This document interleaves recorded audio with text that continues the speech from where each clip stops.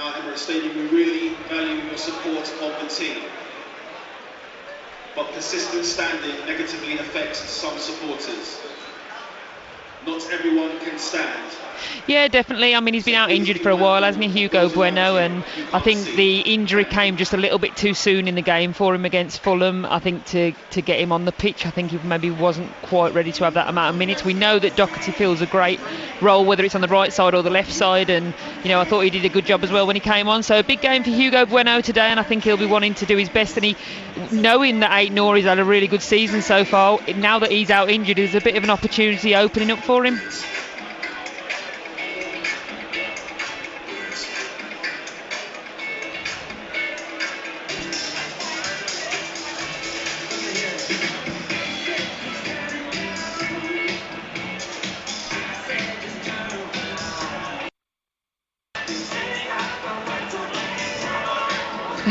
Yeah, it's a bit limited, but there is some flexibility with when Doherty offers them flexibility, and they've got attacking options with Silva, Kalajic and Sarabi. You can change the tone of the attack if you want to in various different ways. Just a little footnote on Bueno, by the way, because we're a little surprised when Doherty came on instead of him for Aït-Nour only 20 minutes into the game, but Gary O'Neill clarified that Hugo Bueno wasn't fully fit.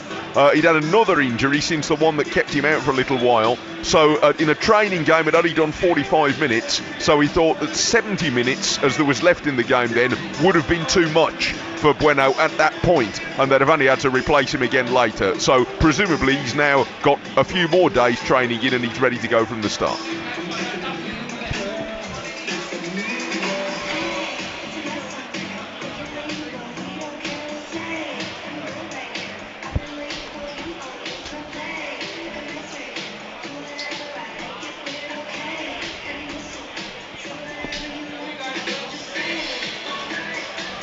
That one's us. That one's the feed from the studio. That one's just our voices inside the ground. When the game starts, turn that one down because we'll be able to hear Richard. So you won't need to.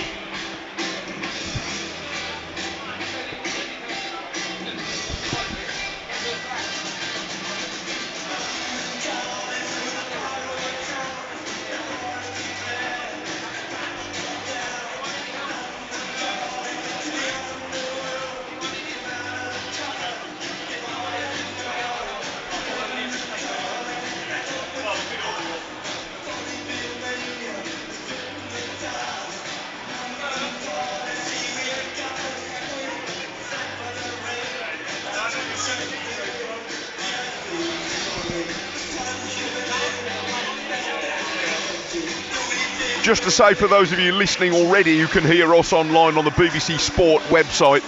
This is Mike Taylor at the Emirates Stadium. We'll be joining our BBC Radio WM frequencies at about 5 to 3, so we'll be kicking off the commentary then in full on this line, and it's nice to be able to be with you online through the Sport website not on many occasions, but on this one.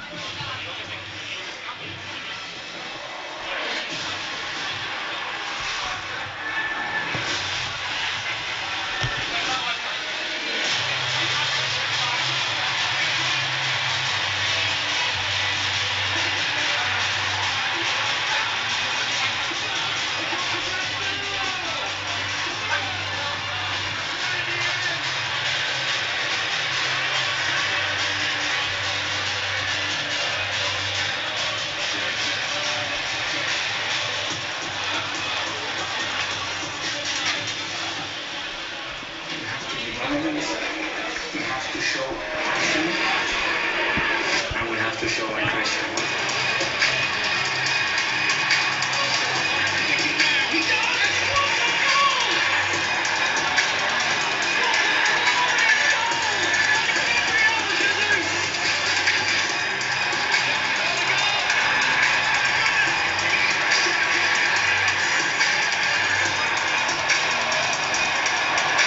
Yeah, I don't think Gary O'Neill will take any game lightly, and I really do think they will do everything to try and get a result from this game today.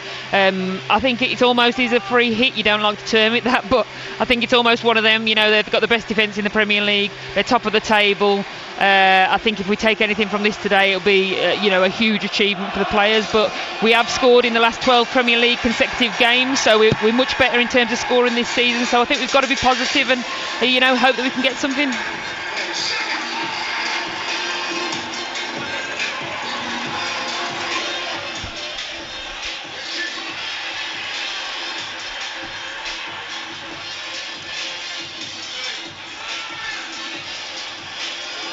Stadium, please welcome Wolverhampton Wanderers and PSV!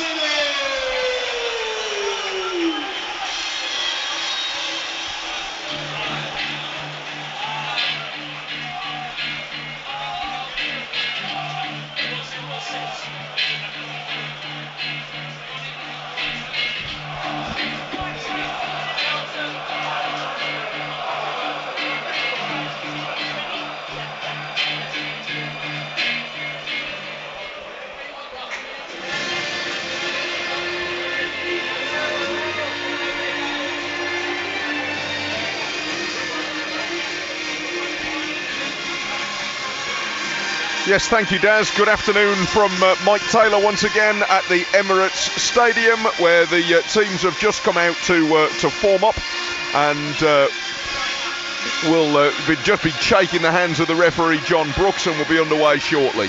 This is BBC Radio WM on DAB Digital Radio and Freeview Channel 722, as Daz was just saying, and also for this afternoon, delighted to join listeners to BBC Radio WM on BBC Sounds and also on the BBC Sport website. So whichever way you've come to this commentary this afternoon, it's good to have your company here with the Emirates still filling up. It forever seems to be filling up this ground. It always seems to take forever till well into the game to get to capacity, and as soon as it does, people start going again. But maybe we'll see a game that's going to hold everybody's attention to the end here. And at the very least, we want Wolves to be a great deal more competitive than they were here on the final day of last season, which looked very much a game too far at the end of what turned out to be the end of Julian Lopetegui's time in charge of Wolves. There are 4 changes made to the Wolves team this afternoon, but the long-serving Wolves women player Claire Hakeman, and now part of the academy setup, is with me. There are 4 changes, but they all look fairly logical. Yeah, definitely, and I think for those players actually, and talking about the opportunity that comes today playing in an incredible stadium like this, is that this is a chance for them to make a mark on this team and really take their opportunity with both hands.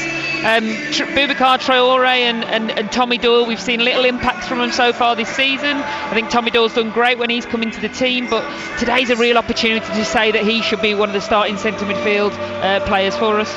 It's also quite a big day, and we'll talk about them more later perhaps, but for the 3 youngsters on the bench, Tawanda Chirewa, Matt Whittingham and Justin Hubner, who all appear on the bench for the first time for the first team. And of course, with your academy connections, it's a timely one for you to be here. But it'd be a great occasion for them anyway, just to be involved on a match day, even more so if any of them get on.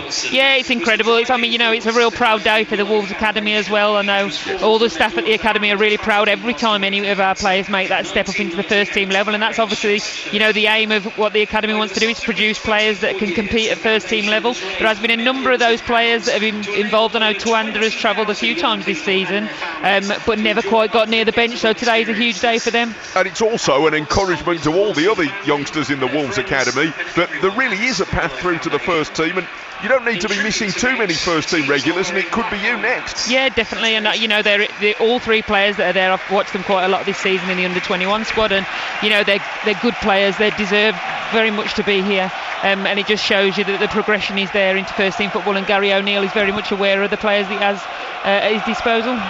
Well, I know a lot of you follow the Wolves under-21s as well as the first team, and it'd be an exciting moment for any of those lads if they get the opportunity to play. The teams are finally ready. The referee is Peter Banks, and I feel I should point out, although I hope that we don't hear from him, that the VAR referee today is John Brooks. But let's hope he has a quiet afternoon for once, because I don't think Gary O'Neill could bear any more of it, even if the rest of us can. Arsenal in red and white, as always, here at the Emirates Stadium, and Wolves are in their first choice gold and black kit. And as we see it from our vantage point, low in the bottom tier of the Emirates Stadium, which if you have never been here, it is a big symmetrical bowl. It's only just round the corner from where the old Highbury used to be. Some of it's been converted into flats, the old ground. But it's a four-tiered bowl with a sort of wavy top tier, and we're hiding under the canopy of the seats above at the back of the lower tier, looking at Wolves playing as we see it from right to left in the first half. And here's Jean-Ric Bellegarde just moving the ball back inside his own territory to Totti, and now over to the right to Maximilian Kilman as Wolves try and edge their way forward. So Wolves are Sarr in goal, Kilman, Dawson and Gomez, Totti Gomez, the back three. Semedo and Hugo Bueno are the wing backs right and left. Traore and Doyle in midfield, then Bellegarde, the attacking midfielder, and Mateus Cunha and Hwang, the two forwards. We'll see exactly what combination they use to line up in. On the bench, Doherty, Santibueno, Silva, Kalajic, Sarabia, and the goalkeeper Bentley, you may not have seen before, Tawanda Chirewa, Matt Whittingham and Justin Hubner, who joined the squad today. The ball's back with Jose Sarr in his penalty area, and he gives it short to Kilman, the Wolves captain. And his pass forward doesn't reach halfway, and he's cut out by Declan Rice for Arsenal, who move it to their right. I'll give you their team in full in a moment. But here's Tomiyasu, the Japanese right back, moving it back inside their territory as Arsenal move the ball forward, down the left. You'd expect them to control the possession so much here, and Wolves are going to need to keep their defensive shape tight. Yeah, definitely. And I mean, you look at the stats on a lot of our games this season, and actually the games that we've won, often we've had a low percentage in terms of possession, around 40-45%. So there's absolutely no problem with letting Arsenal have some of that ball here today. It's just how we break out when we win it back. Wolves have taken 7 points from 5 games against the current top 6 in the Premier League this season, so they'll perhaps think there isn't too much to fear. They could easily have had more in the Manchester United game, certainly. Here's Tomiyasu to the right for Arsenal, inside the Wolves half. Forward to Odegaard, now Saka, who caused Wolves no end of trouble when they were last here. Odegaard's pass is sliding through ahead of the run being made by Martinelli, and out for a goal kick. Arsenal are David Raya, the goalkeeper. The back four are Alexander Zinchenko to the left, then Gabriel, William Saliba and Takahiro Tomiyasu to the right. In midfield, Leandro Trossard, Declan Rice and Martin Odegaard. With Gabriel Martinelli, Gabriel Jesus and Bukayo Saka, the forward players. But the point about Arsenal is that, like so many of the top teams, they are so fluid. Yeah, 100%, and they've got so much ability across positions and a lot of cover on the bench as well. You've still got a couple of great players that on the bench, and they no doubt will have an impact today because they use that. You look at our squad and we've got 3 under-21s on the bench, so it tells you a little bit of our strength in depth as well. But with 2 players suspended that are starters plus Neto injured, it's going to be tough for us at the moment. Yes, and here's Hugo Bueno replacing Rayan Ait-Nouri, who rolled his ankle at Fulham on Monday. Doesn't sound as though it'll keep him out for too long, but it does for today. Infield to Cunha, now back just inside his own half for Dawson, restored after his suspension. Out to the right, and Kilman making ground inside the Arsenal half, being shadowed as he goes down that right flank by Trossard. Now they look to squeeze it forward, Bellegarde to Hwang, and it goes astray. And out for an Arsenal goal kick, rolled by Raya to his right, and now Saliba. The edge of his own penalty area is Gabriel, who scored a couple of goals against Wolves, the centre half previously. They move it steadily forward through midfield. Rice to Trossard, moving in from the left across to the Arsenal right now to Tomiyasu. And Saka's trying to time his run ahead of him, but Hugo Bueno is keeping him out near the touchline and was very cautious. The ball pushed back to Jose Sarr, whose clearance put Hugo Bueno in a little bit of trouble, and he needed Totti to acrobatically come back and help out to clear from near the byline. There are 2 balls on the pitch at the same time, so the referee stops the play, and Arsenal will have a throw. But already we're starting to see the pattern form that you'd expect for an Arsenal home game. Yeah, I think that was a little bit tight play there from Jose Sarr. Not a lot of space to deal with. Hugo Bueno and Totti Gomez under pressure straight away. Tomiyasu from the resumption after the referee stopped the play for the 2 balls on the pitch, picking up where Arsenal left off and moving it to the left, and Zinchenko joins in and sends them out to the left touchline. Martinelli has 3 waiting for a cross. Semedo's very tight with him on that touchline, and he moves it back to Trossard, squeezes the ball past Matheus Cunha, and now Zinchenko up near the corner of the penalty area. Further to the left is Martinelli, 4 in the box now waiting. Wolves lined up in front of Martinelli to stop that cross, so back it goes to Gabriel, and now slid forward down the right to Saka. He's got a runner overlapping outside him, Tomiyasu, instead plays it short for Odegaard, screened by Bellegarde from going into the penalty area, so back to Rice, forward to Odegaard, knocked it through Bellegarde's legs, but there's another Wolves player behind him, that's Hwang. There's nobody upfield. It's for a quick clearance by Totti, and when he does try and get it out to Bellegarde, back goes Tomiyasu, and there's no escape for Wolves. Forward come Arsenal again with Odegaard, to the right and Saka, level with Hugo Bueno, who's trying to hold him at bay. Saka knocks it between 2 Wolves players and finds assistance from Gabriel Jesus, back to Saka, and it's a goal. Well, he caused Wolves serious trouble here, time and again at the end of last season, and it's taken only 6 minutes for Bukayo Saka to inspire and then score their first goal. Drew 2 defenders towards him, squeezed the ball between them, and then with assistance from Gabriel Jesus and Odegaard, they played Saka through to the edge of the 6-yard box, and from there Jose Sarr was helpless, and it's Arsenal 1, Wolves 0. Yeah, really disappointing, isn't it, to concede this early, and lots of concentration, very, very, very. I'll just update our FM listeners with the news that in 6 minutes it's Arsenal 1, Wolves 0, and Arsenal picking up from where they left off against Wolves on the last day of last season. Bukayo Saka started and finished the move that's given them their first goal, working the ball between 2 defenders initially from the right, with assistance coming from Tomiyasu and then Gabriel Jesus inside the penalty area. Saka stroked it beneath Sarr from 6 yards, and Arsenal lead 1-0. That was just to update our FM listeners. Sorry. Yeah, no, you're all good.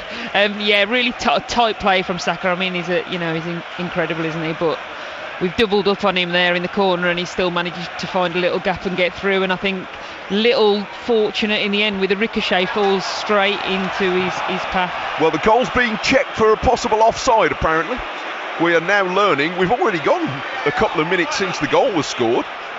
But VAR, is it going to come to Wolves' aid? No, it doesn't. No. Wolves fans, I suspect, probably didn't have their hopes all that high anyway. And we're quite well positioned to judge as it happens, and it didn't strike me as offside. No, he came from deep. It didn't. I'm not sure where it was even suspected, but obviously they look so deep into everything, and I'm sure they'll be looking extra close at everything that happens today. Yes. Well, it is a goal for Saka, and he has put Arsenal in control of this game. 15 goals last season and already 8 this season. I didn't want to say it, Mike, but I think that's the first goal they've actually scored in the first 15 minutes of a game this season. So yeah. I didn't want to say it early because I didn't want to curse it, but I might as well have said it by the looks of it. They're relatively slow starters in terms of goal scoring, Arsenal, this season, but not today. And they're forward again on the right, and Saka and Tomiyasu, who played a part in the build-up of that goal, get right towards the corner flag before Tomiyasu wins a throw off Totti and takes it back to Saka on the right touchline, and he looks to spread it over to where there's more room on the left for Zinchenko, and Wolves just can't get the ball to get out. Zinchenko out to the left for Martinelli, right over to the touchline, draws Semedo close to him, then goes short to Zinchenko and back to Martinelli and back to Zinchenko and across to the right and Rice, and there's nobody pushing up to try and interrupt this from Wolves. They are right back in their shell. They eventually see Arsenal back to halfway, but there's no pressure on them. No, and I think conceding this early, it does affect the game plan, doesn't it? Because it certainly wasn't to concede early, and just kind of backs against the wall at the moment, just letting them have some sort of possession. But we've got to get Cunha out, and when we do get possession, we've got to just show some quality with it to try and move ourselves up the pitch a little bit. Arsenal 1, Wolves 0. A reminder, if you want to hear the Blues game, Blues Rotherham, that's on 95.6 FM now. 95.6 FM for Blues against Rotherham. Here's Saka coming forward on the right and blocked by Hwang, and he wins the ball back easily from Hwang, and then Hugo Bueno makes a well-timed intervention and comes away with the ball, saves Hwang a moment of embarrassment. Goes back to Totti, and now to Dawson inside his own penalty area, and he has to jink around Gabriel Jesus and play it forward to Hwang, and at last there's relief for Wolves because Odegaard has fouled Hwang, and it's a free kick 30 yards from their own goal, and it feels like they've come up for air. We're nearly breaking into that middle third at the moment, but yeah, you're not going to come to a place like the Emirates and have a lot of possession, that's a fact, whatever the scoreline at the moment, and it's early days, but we've got to try and take the moments when they come, get some positive possession and move ourselves forward up the pitch. Hugo Bueno and Semedo are key for me today because they're the wing backs that can stride forward. And Wolves have lost the ball inside their own half, and it's played forward to Jesus, who lays it first time out to Saka. Now Odegaard, just poked the ball through, and Saka can't believe it. He was slightly on his heels there just at the moment that Odegaard played the pass through, and it's gone out for a goal kick. I'd have fancied Saka for offside, I think, there, but yes, possibly. Yeah. You never know because we're stepping up quite high there. It was a close one, but yeah, they've got threats all over the pitch, haven't they, Arsenal? But what we do know about Wolves is that they can come back. We've seen a lot more this season where we're not done when we go 1-0 down, and I hopefully that's the case today. You're thinking about the Spurs game, Newcastle, Bournemouth, all of those games we've come from behind to get something from the game. But they have to hang in there for long enough to do that, and frustrate Arsenal, and that is no easy task. They need more, actually get their foot on the ball for a bit. Hwang goes back to Kilman, and now Dawson, and Wolves at least do have possession at the moment, only just at the edge of their own penalty area. Forward to Semedo, and he's harried by 2 red and white shirts, so back it goes to Dawson and all the way back to Jose Sarr, who is not, it's as if he's kicking into a gale. I mean, he's not, but it's as if he is, because he hasn't yet got as far as the centre circle. Doyle plays it back to Dawson, who gives it to Sarr again, right near the byline, and he chips it towards Hwang. And Hwang can't kick the ball, it just bounces off him. And back it comes to Arsenal. Hwang has stayed down, inviting the referee to stop the game, and he's not going to. Away to the right it comes for Tomiyasu. 12 minutes, Arsenal 1, Wolves 0, and Arsenal with all of the attacking possession in this game so far. Saka to Rice, back to Gabriel, the Brazilian central defender, not that he's doing much of that at the moment. Zinchenko to Martinelli from the left, has 2 players go across to meet him, but he jinks away from Traore and gives it to Rice, who lays it across to the right for Saka, and Saka's going outside Hugo Bueno and gets his cross in beyond the far post, where it's kept alive by Zinchenko, back into the penalty area. Zinchenko and Odegaard, and it's 2-0. And they're picking Wolves apart. Who knows how many passes there were in that build-up? They'll be counted, but However many there were, Wolves didn't get remotely near the ball at any stage as Arsenal moved it at will from the right and back outside the penalty area and over to the left, and finally in from Zinchenko and Odegaard with a surgical finish, and it's taken 13 minutes for Arsenal to move 2-0 in front. Yeah, the passing was so short and sharp in around the box. We were kind of always one step behind there, and you know, it'll go down as a decent goal, won't it? It was good football to get themselves into that position, but I think it's frustrating for Wolves with 2-0 down so early on in the game. It's an absolute utter struggle now. It is terribly difficult. I'll update our FM listeners on that in a moment, but Wolves have somehow got to try and break the pattern. Jose Sarr, I wondered if he had a problem because he couldn't kick the ball any distance, and now after that goal he's sat down in the 6-yard box, so we haven't resumed as yet, and we might not for a short while. Arsenal 2, Wolves 0 in 13 minutes. Wolves have barely seen the ball at all, and Arsenal kept it for a long time before Saka's overhit cross was kept alive on the left by Zinchenko, and he threaded it back into the centre for Odegaard to place a shot well beyond Jose Sarr. Sarr is now down injured, which wasn't connected with the goal. He'd been struggling to kick the ball anywhere near the halfway line anyway, and there must be doubt as to whether he will continue. But while we wait, it's Arsenal 2, Wolves 0.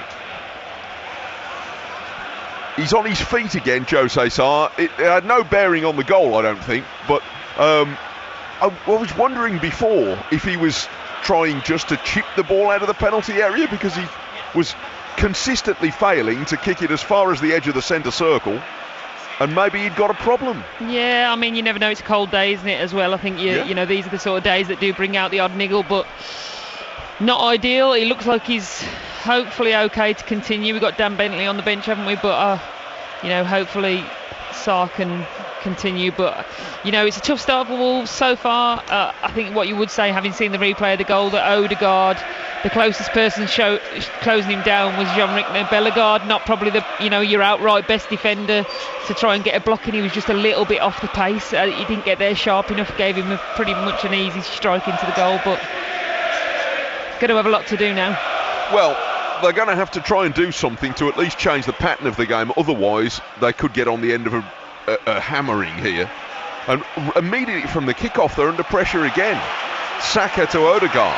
Sarr is walking around his 6-yard box at the moment. He didn't dive for the goal, but he's struggling, Sarr. He's just crouched down again. The play's going on over on the Arsenal left, but he looks as stiff as a board at the moment. Dan Bentley's gone for a little warm-up, so... Yeah, I wouldn't want him to take too long about it, I think, if I were Gary O'Neill. He didn't dive for the goal, but I don't think you've got it anyway. I don't think it's a factor in that. But something's amiss with the Wolves number 1.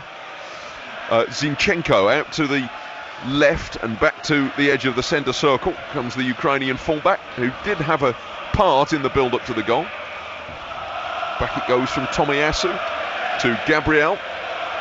16 minutes, Arsenal 2, Wolves 0 on BBC Radio WM, on DAB and Freeview, and on BBC Sounds and BBC Sport today.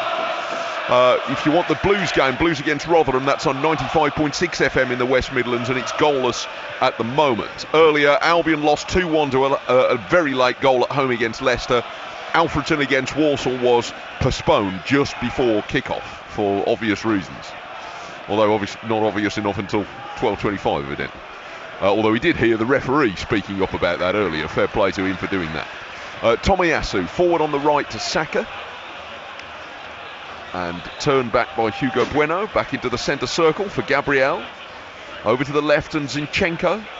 Now further on the left touchline. There's options everywhere for them.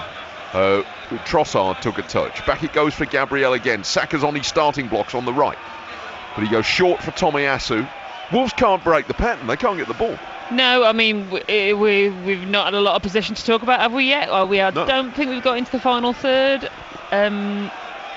So yeah, it's a tough day so far for Wolves, yeah. But I think there's moments that will be had. It's just that we need to keep. We cannot afford to concede any more goals. No. Otherwise, we're certainly out of the game this early on. Yeah, you'd be too far behind for it to make any difference. But whatever possession Wolves have had at the moment on the percentage count, it's all been within 30 yards of their own goal. So I don't think certainly haven't had a touch in the Arsenal penalty area yet, or gone anywhere near it. Saka on the right touchline. There's an option to Odegaard. Gabriel looks offside here, Gabriel Jesus, but he hasn't been flagged yet, and he's still going near the byline, and Totti Gomez with a stretch has put his toe on the ball, and only now is there a flag.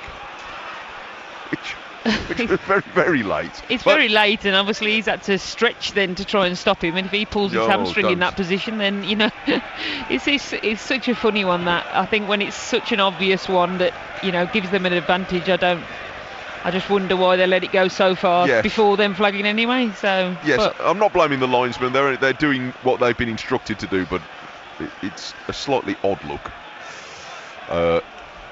18 minutes to 0.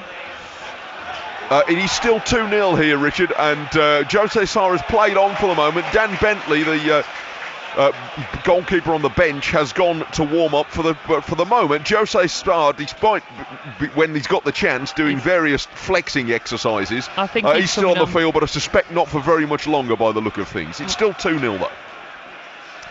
And here's Saka on the right touchline. Yeah, they've just waved Dan Bentley back from the bench. He's gone to warm up with. He's got basically a duvet on, wrapped around him, and he's not a bad judge. I think the key sign there is the fact that Totti Gomez has took the free kick deep inside that final third, and if he's not going to be able to take kicks on a cold day like this, it's probably for the best that they take him off. It's not a planned sub, it's not ideal, but it is what it is. Dan Bentley's far too professional to regret any chance to come off the bench, but there are less difficult assignments than this. Not to mention he's got to take that enormous coat off. Odegaard to the right and Saka.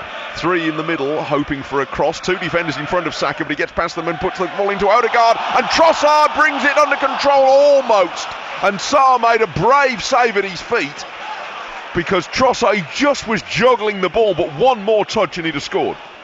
Wow, it's a great save. He's through on goal. It's a tap in pretty much, but great save. You can tell that Sarr is still almost hobbling slightly into position. There's just been a bit of sign language between him and Gary O'Neill on the bench. He's asking, do you want to come off, are you ready to go? But I think eventually they will make the decision. They're going to get him ready, I think. They're going to have to make it for him, I'm afraid, because he did do well, but all he got was to more or less belly flop at Leandro Trossard's feet and get his body in the way, which he did very well, and it looked a desperately painful exercise to do as well. You know, if he's done something in his back or something like that, that's not much fun. But he's struggling just to walk around the penalty area. He needs to go down. I think they're probably telling him to. It's too risky, isn't it? Put the ball in touch or do something. Yeah, sometimes I admire players wanting to play on at all costs. You never want to criticise that, but that sometimes somebody's got to take the decision out of his hands. And my suspicion is that we're at one of those times now. Saka on the right. Back for Tomiyasu, puts a cross into the area. Gabriel Jesus takes a touch, but Dawson didn't allow him the room to turn. He was on his way round there, Gabriel Jesus. And Wolves are right on the knife edge again here. Already 2-0 down. Martinelli from the left has seen off Traore. He's trying to get around Semedo, and he's crossed, fortunately. But it's caught by Jose Sarr, and the very act of catching it makes him bend double. And surely now he's had enough. I think that's definitely it. This will give him the time to get ready. I think it looks like Dan Bentley is 100% coming on, but he looks so uncomfortable. I mean, we're a distance from him, and you can see the way he's holding himself, and you know, body language 100% says that he needs to come off. Well, that was just a straight routine catch, and even the act of doing that, he had to go down on one knee, because it's obviously whatever it is, it's really painful. So I don't know whether he's tweaked something in his back, or I don't know. It could be 101 different things, but whatever it is, he's really sore, and that's no fun at all. No, and it upsets the balance, doesn't it? He's a good keeper, isn't he? And Dan Bentley hasn't had massive exposure within the first team, but again, this is a real good opportunity for him as well. He came at a game I was with recently, to the EFL Trophy away at Derby, and he played with the under-21 squad recently, so he's a top professional, and great communicator as well, so this is a real good opportunity for him. Yes, as he was walking off the field, the referee Peter Banks came and had what looked like a consoling word and a pat on his shoulder. Like a kindly word from the referee, which was good if so. And he leaves the field. I'm not sure what he's explaining to Gary O'Neill what's happened. But I don't think there was anything controversial about it. But he looks sore even now. Oh dear. Get him in a hot bath or something. Anyway, they'll look after him. The Wolves medical crew are there, but yeah, he's pretty upset about whatever it is, and who can blame him? Well, I think there's him and Max Kilman, isn't it, that have played all the minutes so far this season. So now it's only Max Kilman that's ever present. Yes, and being ever present is not as easy as it used to be, especially when you're a defender and you can get yellow carded at the drop of a hat. But Dawson's already had his suspension. Max Kilman, I don't want to curse it, he's only at the moment on 2 yellow cards, which I point out only because it's a sort of an achievement. Here's Doyle's played a pass to the right, and Wolves are inside the Arsenal half with Semedo. We've had 23 minutes, and it's Arsenal 2, Wolves 0, and Wolves have hurried back inside their own territory, and a first opportunity for Dan Bentley to touch the ball, who made a very good impression when he had the chance to play last season. But it's difficult being number 2 as the number 2 goalkeeper, because you're never going to play very often. Yeah, I mean, you're never completely match ready, are you? I know they do a lot of training games, obviously at Compton, but you're never fully in that mould, in that position. Who can replicate the Emirates with a full capacity sellout? It's never quite the same as this, and being thrown into it when it's unexpected is also quite challenging. But yeah, it's a big opportunity for him, and he'll be wanting to do the best that he can. I know his target coming on will be a clean sheet for the rest of the remainder of the game. And he's a very experienced player, of course. He's 29 and had a lot of first-team football as a regular in the Championship. Certainly didn't appear phased when he played at Old Trafford last season in his first Wolves appearance. Ball was played forward down the right to Bellegarde, but a fairly obvious handling of the ball by Bellegarde. Basketball, wasn't it? Yeah, it was. That was a bit blatant. Oh dear. Yeah, 25th minute, and it's Arsenal 2, Wolves 0, and Wolves have got into the Arsenal half with the ball a couple of times lately, but they've really struggled to break the pattern, and they're suddenly under threat again from Martinelli on the left, and the ball's hit Kilman, back to Trossard, and his shot blocked. Bentley has finally replaced Jose Sarr, who looked in really sore. His final act was to catch a routine cross and crumple to his knee with the pain of the effort. He made a good diving save at the feet of Trossard a few moments before that, but it is still Arsenal 2, Wolves 0. And now a challenge from Bellegarde, a challenge of frustration, I think, at the edge of the penalty area, tackling Martinelli, it's going to be a free kick. Oh, it was Semedo who made a challenge, and Bellegarde then fell over Martinelli as he went down. A little tag team, wasn't it, there, I think. But yeah. They're just checking a replay, but it looked as though Martinelli's previous cross hit Kilman in the chest, and that replay would appear to have confirmed that. And his arms are tucked in, aren't they? I mean, they're so well trained on this when they defend with it. It's so unnatural, really, the way that they hold their hands or arms behind their back. But it's the way of football these days. Yeah, but he took that one right on the breastbone, so that was okay. But they have got a free kick to defend over on the Arsenal left, just near the left side of the penalty area. And Trossard, signed from Brighton last season, he's going to take this, and Arsenal have flooded the penalty area with red and white shirts. Trossard puts it in, and it was headed away by Cunha, and a shot following up. He's deflected wide. Rice hit it hard into a crowd of players, and if he didn't get through first time, he was hoping for a fortunate deflection. He's got a corner. Yeah, good block from, I think it was Cunha actually in the box, but I mean, Cunha's, he's having to do a lot more defensive than attacking option at the moment. They've sent out Kolajic fairly early to warm up with Doc. You can see this being a game where we are going to see changes, and just see if something can change the cycle of this game. 2-0. Corner over on the left for Arsenal, their first corner of the game. Coming in 27 minutes, they already lead 2-0. It's swirling in towards the near post. Saliba didn't quite get his head to it. Wolves have cleared it, but not very far. Forward again from Odegaard into the penalty area. And out to the left goes Martinelli. He tries to turn, and having done so and slightly lost control of the ball, he brings down Kilman, trying to win it back, and it is going to be a free kick to Wolves. And every time they at least stop the game, it gives them a chance to steady themselves, because it's really difficult. Arsenal unbalance it. Yeah, definitely. It's interesting, actually. We've got a set piece in terms of a free kick deep here, pretty much around the goal kick area, just inside the box, but we're still pumping it down the field and, you know, hoping that somebody can get a connection on it to keep the ball, and pretty much what keeps happening is the ball goes straight back to Arsenal and they rebuild again. Yeah, then the ball hasn't stuck up front at all, and I'm pretty confident that the statistics would show at the moment that Wolves haven't had a single touch of the ball inside the Arsenal penalty area yet. 28 minutes and it's 2-0 Arsenal. The goals from Saka in 6 minutes and Odegaard in 13, and Kilman almost caught out by Gabriel Jesus, but fortunately Dawson was behind him. And across to Totti, and now Hugo Bueno on the left side, the man primarily charged with trying to keep Saka quiet. No easy task. Doyle over to the right, and Kilman creeping towards halfway, forward to Traore, out to the right for Semedo, but Wolves can't get very far when they do have the ball. I think that diagonal ball across to Bueno or Semedo, when it's on either side, just seems to be the one big outlet that we possibly could have, because we haven't seen anything of Hwang or Cunha at the moment. No, nothing at all. They've just tried one roughly down the middle towards Hwang, but it was seen off comfortably by Saliba. And now Wolves do have their foot on the ball in the centre circle with Cunha, and he's got some running room to the left. And here we go. Now Hugo Bueno on the left for Wolves, as far forward as they've been, up towards the edge of the Arsenal penalty area. Back to Cunha. Now Doyle. Arsenal line up in their defensive shape. Across to Traore. Now Doyle. Totti to his left. Forward to Hugo Bueno.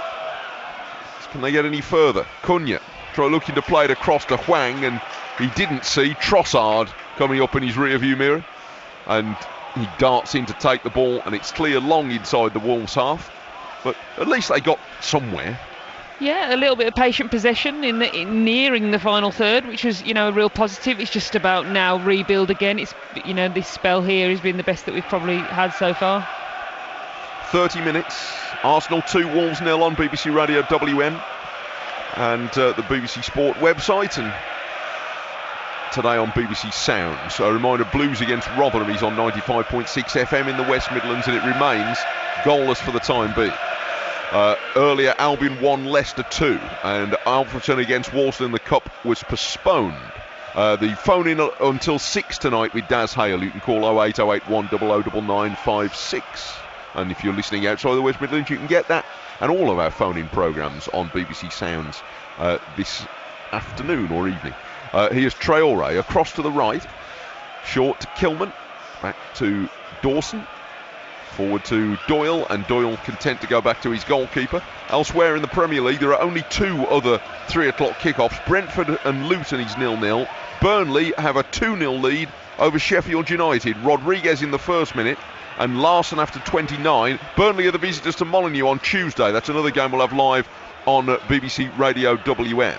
Here's Bellegarde out to the left, and Bueno with a chance to put a cross in. First one of the game for Wolves, and it's flicked on by Cunha and kept alive by Hwang on the right. He goes out towards the corner flag. Back to Traore, and Traore across to Bellegarde. And Wolves have got a throw on the right, and they are starting to finally get somewhere. Yeah, much more positive. We're using Hugo Bueno down this left-hand side a lot more as well, which is great. I think these 2 wing-backs are going to be the way back into this game. Yeah. Bellegarde seems to have been a little bit more sharp on the ball. I think they're just a very difficult side to break down when we're not at pace. I think on the break we've got a chance, but I think once they've got into position, Declan Rice sits nicely in front of their back four, and, you know, they look pretty tight. Well, they've got Hugo Bueno forward again here on the left, and he's got Bellegarde with him. Bueno's gone on towards the byline and shows the ball to Tomiyasu, and then gets it back. Back to Bellegarde, pass to Doyle, just reaches him. Now Totti. And Doyle again, Wolves keeping the ball inside the Arsenal half and going forward again with Cunha. And he gets a foul from Odegaard. So Wolves are going to have a free kick and a first attacking set piece, which will give them some sort of an opportunity. Dawson is trying to gee his teammates up. He's going to go forward. Kilman is forward.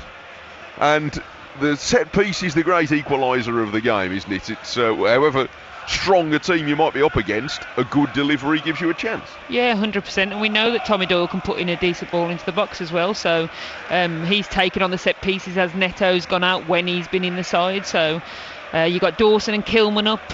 One of them could be easily due a goal. Doyle's free kick from the left, and he hangs it beyond the far post, and it's beaten everybody out for a goal kick. I thought for a moment the defender had touched it. Totti was the nearest Wolves player to it, but I'm not sure how close he got. He was sliding in at the back post, wasn't he? Set off fairly early, just slightly away. I thought, yeah. I think actually if it was on the other side and he was coming in on his left foot, he might have had a chance, but he was actually trying to slide with his left foot when it should have been his right. But yes, he likes to get on the end of things, he likes to get involved, but set pieces may be the way back in for us. Yes, but you've got to get far enough up the field to win some, and Wolves at last have started to do that. But Arsenal in possession near their own box at the moment with Tomiyasu, and Hugo Bueno pushing up to meet him, and he's battling hard for the ball and might even come up with it. Which way's the throw going? It's going to Arsenal. The whole point of having wing backs, or one of them, is that you can get them going forward and being able to put some deliveries in. The encouraging bit about that last bit of attacking was that Hugo Bueno did do that. Yeah, and it creates an overload, and you can see it's the players that they're leaving spare. I think Arsenal are very well protected in the centre of the pitch, so we need to get the ball wide into better areas. I think Hugo Bueno, last couple of seasons, he's a great example for those under-21s boys that are on the bench to show the pathway and what can happen, because he's very much established. I think up until Aït-Nouri's come back in terms of form, I think he was probably the first choice left back, left wing back, and Hugo Bueno, having watched him a lot over the last couple of years in the under-21s, he was very much an attacking based full-back, left side. He'd probably started as a winger and moved back, but he's a quality player and still got so much youth on his side. Yes, I always thought of him more as a full-back rather than Aït-Nouri. He looks more natural as a wing-back, but he's showed us there that he can play further forward. Yeah, you've got to be flexible, haven't you? You've got to be able to do it both ways, because there's going to be times this season where we play a 4, a 5, a 3, lots of different formations, but you've got to be able to step up to the mark on either side. I think we've always said Bueno's maybe a bit more defensively sound than Aït-Nouri, but you've got to be able to do it all. 10 minutes to go to half-time. Arsenal 2, Wolves 0. Yes, Arsenal have pushed forward a bit. Wolves have got forward into the Arsenal penalty area a couple of times in the last few minutes. There was one Hugo Bueno cross that flicked off the head of Mateus Cunha, couldn't quite get high enough, and Hwang kept it alive, but ultimately in vain. They won a free kick which was chipped just beyond Totti Gomez, so a little bit more encouragement for Wolves, who have managed to simmer down some of Arsenal's attacks, and it's Arsenal 2, Wolves 0. And Zinchenko caught out on halfway by Semedo as Wolves push up out of defence. Zinchenko had first opportunity to get the ball, and Semedo harried it off him and carried on going down the right, but Martinelli fought his way back to win the ball back for Arsenal. 2-0 they lead, but Wolves are starting to join in at last. Yeah, I think since Bentley came on, we've got a little bit more involved in the game. I'm not sure, I think that's possibly coincidental, but we've definitely had a little bit more of the ball. And they've won it near the edge of the Arsenal penalty area, but a pass there was slightly heavy from Bellegarde. It went beyond Hwang, and there's a danger of a counter-attack as Arsenal play the ball quickly out on the right, and Saka's chased it down, and he's got a runner coming on the left that Wolves haven't seen into the penalty area, and the shot is stroked against the base of the post by Martinelli.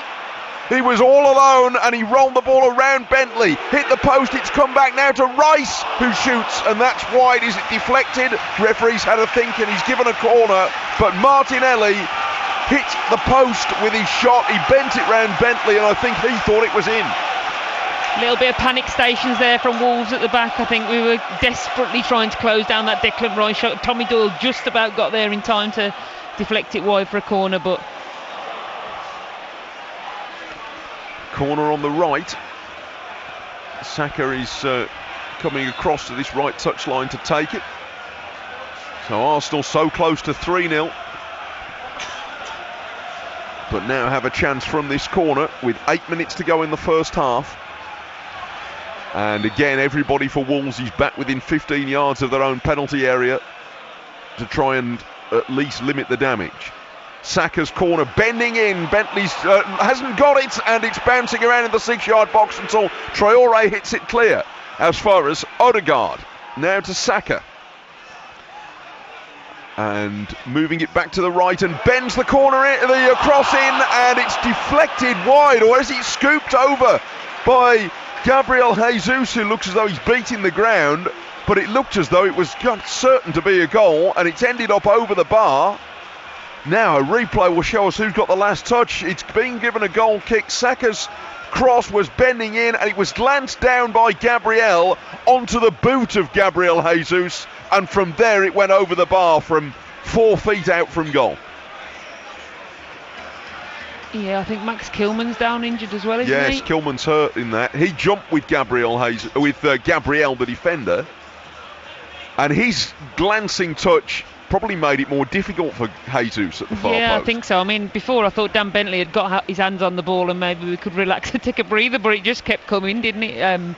Kept repeating, but I think, yeah, looks like a little nosebleed maybe for Max Kilman. He's flat out in the penalty area, but he looks like he's just getting a little bit of treatment there. But, wow, aside from a good Sarr save earlier on when he was still on the pitch and a foot of the post, it could be 4-0, couldn't it, easily? Yeah. Yes, it could have been. Bentley just got stuck in traffic when that corner first came in, and it was cannoning around in the penalty area for a moment. It was certainly congested in there, wasn't it? I don't think there was very, very much for him to come and grab, but yeah, it just kept coming back at that point. Gary O'Neill's taking the opportunity to talk to Jean-Ric Nabilgard and others to try and help them out, try and get in at 2-0. Max Kilman is laid out at the moment on the turf, so hopefully he won't need more than just a bit of running repairs. But for the time being, we're delayed again. There's more live football coming this week on BBC Radio WM, tomorrow in fact, with Villa at Bournemouth. That's a 2 o'clock kickoff. Then Wolves against Burnley is a 7:30 start on Tuesday. It's still 2-0 here with 5 minutes to go to half-time, and the play stopped at the moment because Max Kilman has ended up on the deck after an incident which saw Gabriel Jesus miss from right in front of goal. The initial corner was scrambled clear, but a second delivery from Saka, glanced on by Gabriel onto the boot of Jesus, arriving at the far post, and from there he scooped it almost vertically up and over the bar. Kilman was hurt in the scramble. Before that, Martinelli completing or trying to an Arsenal breakaway after a brief Wolves attack. Bent his shot around Bentley, but against the base of the post. It's still Arsenal 2, Wolves 0. I think it's his eye, isn't it? He's caught by the looks of it. Yes. He looks like he's got certainly a very sore right eye, if you look at that little clip there. But Max Kilman is our only ever present now, Mike, so we could do with keeping him on the pitch. He's now taking a standing count, but he's going to have a black eye at least. He's having a new shirt provided, but I think his eye's already starting to blow up, so he doesn't so much need a physio as a cut man. A second in the corner, Kilman. And he's going to be back on the field in a moment though, but I think he took a bit of a whack there. So we won't be posing for photographs in the next week or so, I don't think. And it's a goal kick to Wolves, which Bentley, the substitute, who replaced Jose Sarr after 20 minutes, is going to take. There's going to be a fair bit of added time because we've had long delays. We had a VAR check for the first goal, a delay for Sarr being injured, delay for Kilman. Doyle's lost the ball in the middle of the field, and over it goes to the left, and Jesus, and back to Zinchenko and Trossard and Gabriel, and Arsenal are starting their familiar tip-tap of passing again. Odegaard out to Saka, and Tomiyasu's already taken up station ahead of him on the right, harried away by Hugo Bueno. Back to Odegaard to Rice, misses out Gabriel, goes across to the left, and Zinchenko chips it into the edge of the penalty area looking for Trossard, away by Dawson. Trossard has upended Cunha and sprung the ball loose, and Zinchenko's got it over on the Arsenal left, moved back by Martinelli, and Zinchenko again.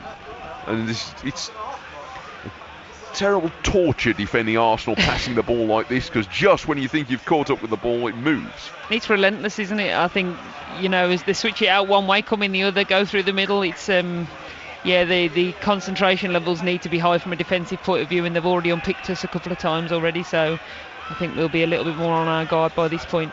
There's no escape. Saka to the right touchline. Back to Tomiyasu.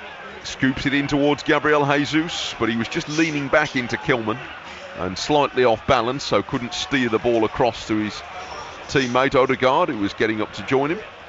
So Brentford 0, Luton 0, and Burnley 2, Sheffield United 0 elsewhere in the Premier League. On BBC Radio WM, on FM, it's Blues 0, Rotherham 0 approaching half-time. We'll rejoin all our services together at half-time before second half commentary on this game on whichever feed you happen to be hearing it now. Out to the left comes Totti for Wolves, just inside the Arsenal half. Further over to the touchline is Hugo Bueno. Back to Totti. 90 seconds and added time to go in the first half. Back up to it goes to Bellegarde. And now across to Hugo Bueno, Totti and Doyle. And Wolves at least enjoying some time with the ball at their feet. Doyle's diagonal pass might pick out Semedo, and that's promising, but they get only one touch before Zinchenko gets in the way. And forward it comes to Trossard for Arsenal near the edge of their own penalty area. I mean, Traore and Doyle have struggled to get into it in midfield, but the obvious thing to say is you miss Lemina and Gomez, but I'm not sure that is how much difference it makes against an opposition of this quality. So. I mean, I think they just make so much difference in terms of the amount of tackles that they won and the fact they win the ball back for us so many times. I think the big stat on that is the regain on possession. Yes. Not necessarily what they do with the ball, then they pass it on to somebody else and they go and make it happen. So I think you'll always miss the bite that they give you in that midfield, but equally, you're going to get injuries, you're going to have moments where we have to mix it up. We need to know that everybody's game ready for the Premier League. This will be the toughest place to come, pretty much. So, or one of the top three. Yes, and I suppose you've got both suspensions out the way at the same time, which, you've got them fresh for Burnley on Tuesday. So, you've got to take the silver linings where you can. And you've got a 2-game week incoming. I think, there'll be some rotation anyway, so that gives us a bit of natural rotation, and I bet they'll be absolutely flying. I think that'll be a really tough game on Tuesday night. Yes, but suspect they'll enjoy it. Ball forced out on this near touchline by Hugo Bueno. A minimum of 7 minutes to add at the end of the first half as a result of the various stoppages we've had.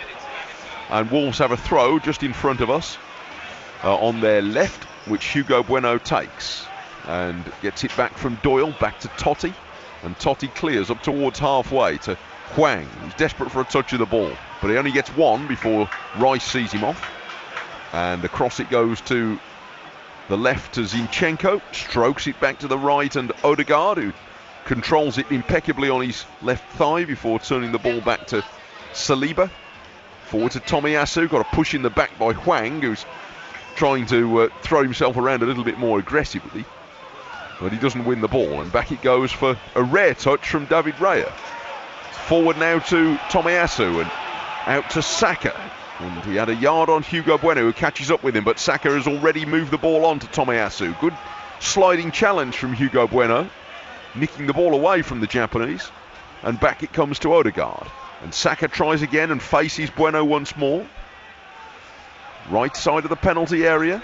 Bueno reaches out, can't grab Saka. Forward it comes to, again to Odegaard. Corner of the box, draws two defenders close to him. Squeezes it through to Saka, deflection off Bellegarde's head, still takes it out to Tomiyasu. Now Odegaard, as passes picked up Saka, going right edge of the area, trying to use Tomiyasu, and down goes Bellegarde, who just got elbowed over by Tomiyasu as he was threatening to get in the way, and that referee spotted it well. I think it's just about a free kick, isn't it? But I think we were already at that point where the concentration levels were at the end of the first half, we're getting a little bit tired. Got to keep, we just don't want to concede at this stage. I still, with the Wolves, the way that we can come back, I still wouldn't say this game's over. We've got a Gary O'Neill team talk to come. You never know what can happen in football, but it's a tough place to turn it around, that's for sure. It is, and you were mentioning earlier about Wolves have fought hard late in games. But you can see why Arsenal score a majority of their goals late in game, because they run you ragged first. Yeah. And then pick you off when you're not just physically tired, but mentally tired. Yeah, not having possession of the ball is the most tiring, because the ultimate concentration is there. Kilman's giving it away. Forward it comes from Odegaard, and the space for Martinelli. And he puts a rather tame shot into Bentley's hands, down to his left. Bentley will register a save, but it was a pretty routine one by his standards, and we were two men probably better placed. Yeah, and I think that's really good for Bentley, isn't it? Just to get his hands on the ball. Oh, yeah. Yeah, it's a pretty easy, like you say, a routine save, but a bit of confidence for him. Clean sheet so far as well. So you know, we've got to take these moments. We've definitely seen a little bit more of the ball since he's come on. So give him a good boost going into the second half, hopefully. Martinelli's already hit the post. He only had eyes for goal that time. A pass straight to his right to Rice, and he probably would have been a goal. But Bentley saved, and here's Bueno on the Wolves' left after 3 minutes of added time at the end of the first half. Back to Dawson. And Dawson strokes the ball up towards halfway, and Hwang hoping to nudge it into the path of Mateus Cunha. And here is Cunha. And he's looking to take on Gabriel, and he might get around him to the edge of the penalty area. Cunha trying to now beat Gabriel again, and he goes down. As the referee's seen that, Gary O'Neill's appealing. Referee gives nothing on the field. Wolves have got to play on. I suppose the VAR might be looking, but he hasn't told the referee to stop yet. It was at the other end of the field from us, but Gary O'Neill was a lone voice appealing for it. I think there was a little shout from the Wolves fans up there. Yes, not much from the players on the field, I noticed. But I suppose they've got to keep concentrating and hope that the referee might suddenly put his finger on his ear. But he hasn't yet. And back it goes for Arsenal to Zinchenko, but not back very far. Rice now across to Gabriel and on by Odegaard, and here's Saka again to Hugo Bueno. Back to Odegaard, two waiting for the ball. For once, Odegaard's picked the wrong option here and chips it towards the far post, where Bentley gratefully comes out to make a catch, and we're a couple of minutes probably away from half-time, and it stays 2-0. Just seen a brief replay of Gabriel's challenge on Cunha. I don't think there's anything in it, but it was great to see Cunha the first time he's had the chance to actually drive into space with the ball, and you know, we know that's the quality that he's got. He was one-on-one there, just couldn't quite get himself into a position to get a shot away. Both relatively new Brazilian internationals. Gabriel has 6 caps for his country and Cunha 11. 50 minutes of the first half. Arsenal 2, Wolves 0, but the 2 goals for Arsenal both came early on after 6 and 13 minutes. Their 2 earliest goals by time in the Premier League so far this season. And the ball is with Raya, their goalkeeper, who has barely been involved at all. Hits it long downfield and beyond all the Arsenal players. Back through to his opposite number, Dan Bentley, who clears from the edge of his box, and it's it long back inside the Arsenal half, and Gabriel picks up over to the right, and Saliba. Yes, we've got about 90 seconds to go in the first half here, probably. There were 7 minutes minimum on the board, and here come Arsenal breaking on the left with a pass that Martinelli will catch up with. He's got 2 waiting in the centre, and he tries to spin it, goes half wrong, and he knocked the ball back to Trossard. I don't think it was necessarily meant for him, but he found Trossard, who shot from 25 yards, was pulled wide.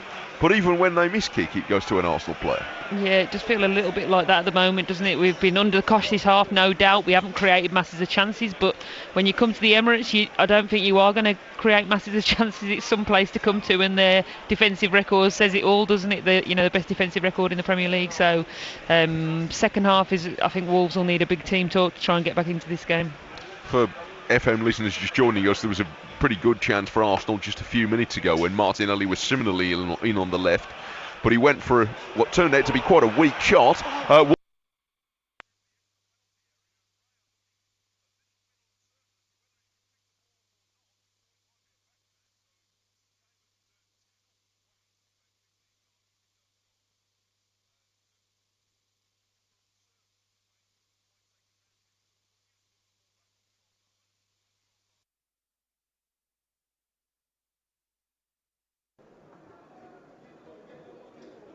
Employment, education and international travelling. We want supporters to feel safe here on match days at the Emirates. Invading the pitch spoils the experience for everyone and can result in penalties for the club. Let's protect each other, the club, and the beautiful game.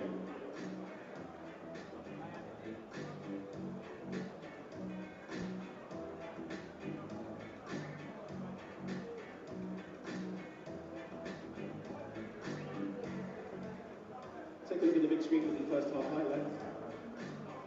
Also want to wish a happy 9th birthday to Preston Freitas Carter. Dad is so proud of you, bringing you to your first ever Arsenal men's game. Hope you're enjoying it. Tyler Allen, wishing you a massive happy 16th birthday and a great day here at the Arsenal. Lots of love from your mum and dad. Happy first wedding anniversary to Jamie Hicks. 7 wonderful years together, many more to come. What a better way to celebrate by watching the Arsenal live in the flesh. Lots of love from your wife Rachel. Happy 7th birthday and first visit to the Emirates to Lucas Hale. Lots of love from mum, dad and Ruben. Happy 8th birthday to Orlando Peters. Hope you're having a great one here at the Arsenal. Your first ever game here at Emirates Stadium with lots of love from mummy, daddy, Agatha, Grandpa Ray, Granny G and all the family. Happy 60th birthday to John O'Meara. Hope you're having a great time here. Lots of love from all the O'Meara family. Welcome to the first match at the Emirates. A 6th generation Lunar, Magnus McPherson. Hope you're having a great one here. Aged 6 years old, he was here with his grandmother, his Omar today. Happy birthday to Ollie Lee Swaden, who is 7 today.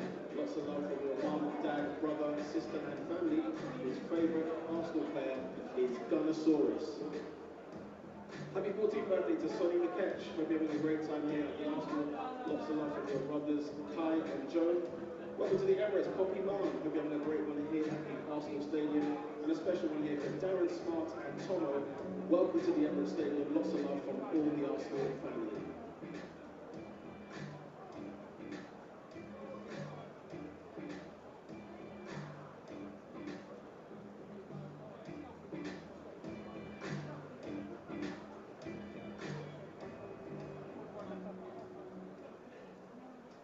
Right then, time for our half-time penalty shootout with our junior gunners lined up. In you come over here, let's find out who we've got. Oh, she's off. Hang on. We want to find out who you are first. We're so excited. You ran away straight to the ball. What's your name? Lauren. Lauren, all right, are you ready now? Good, so now we can really cheer for you, Lauren. Otherwise, we wouldn't know who you were. Right, are you ready? Off you go. Very excited. Best of luck, Lauren. 3, 2, 1. Take your penalty. It's in off the post. Lovely penalty. Here comes your replay. Well done, Lauren. Great stuff. Congratulations. Nice one. Let's put the ball back here. Very good. And we'll find out. Oh, you're here now. What's your name? Freddie.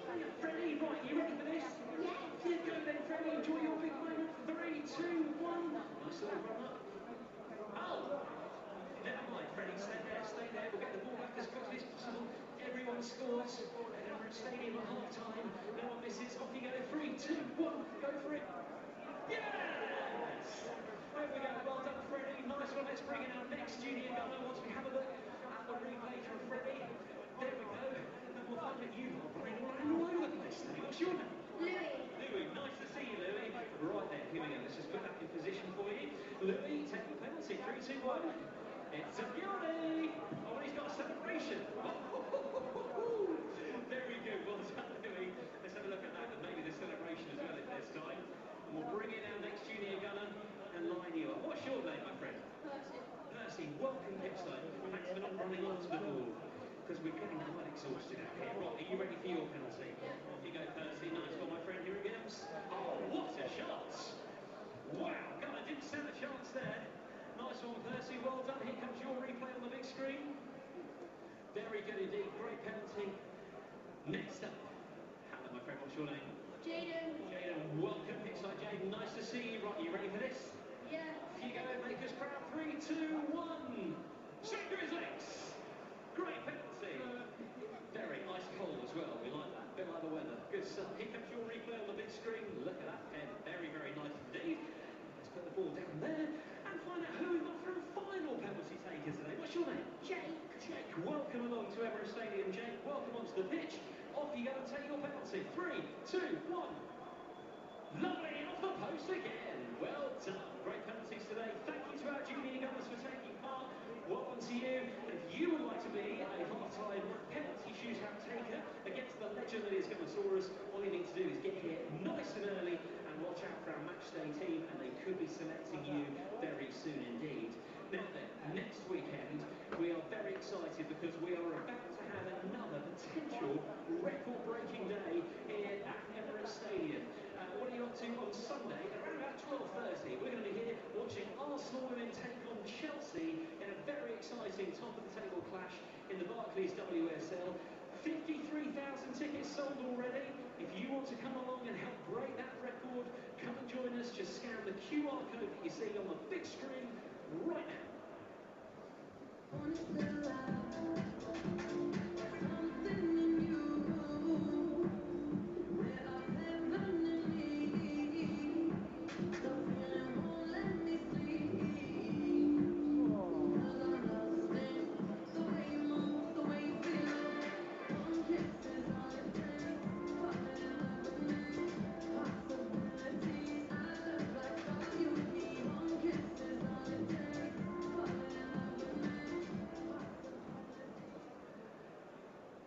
Make sure you come along and help break that record next Sunday. Can't wait to see you. Now today is one of our Rainbow Laces fixtures.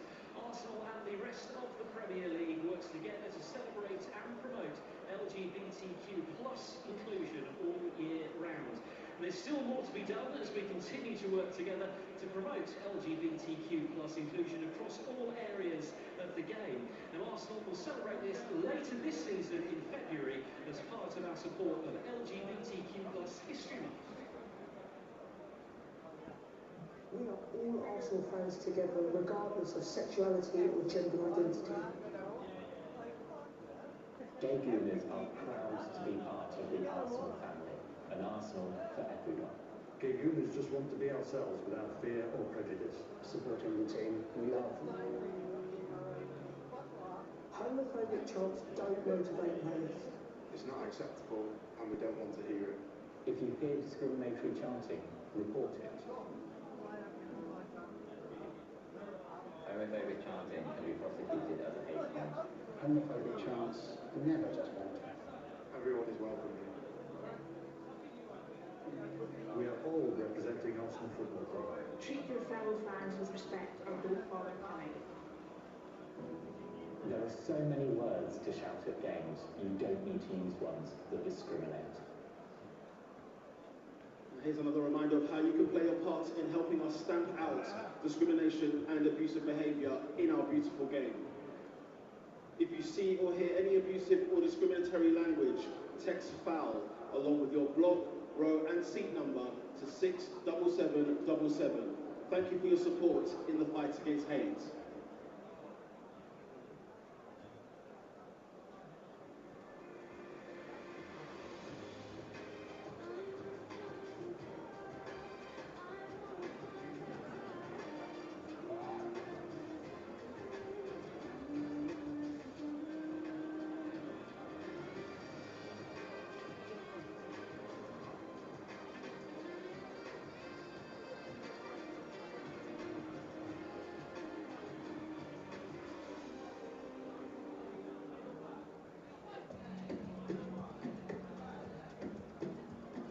Taking over the big screen for the half-time scores elsewhere in the Premier League. Brentford 0, Luton Town 0, Burnley 2, Sheffield United 0.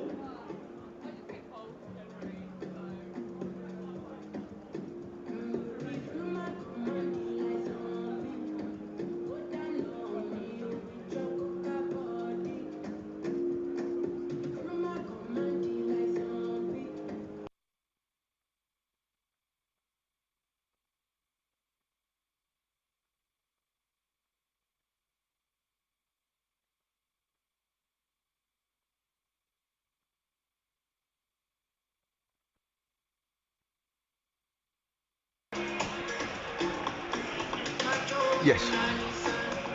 Oh, you know. Yeah, you can do it.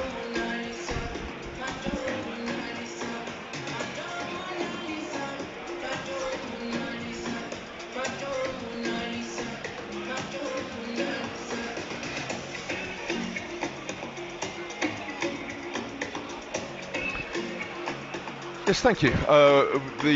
We're a bit behind the Blues game here, so for picking it up here for listeners online and for listeners on DAB Digital Radio and Freeview Channel 722, we still haven't yet got the teams out, although as I say that, Wolves have emerged for the second half, and still just about Claire Hakeman in the game at 2-0. I think you've got to keep believing that you're still in the game.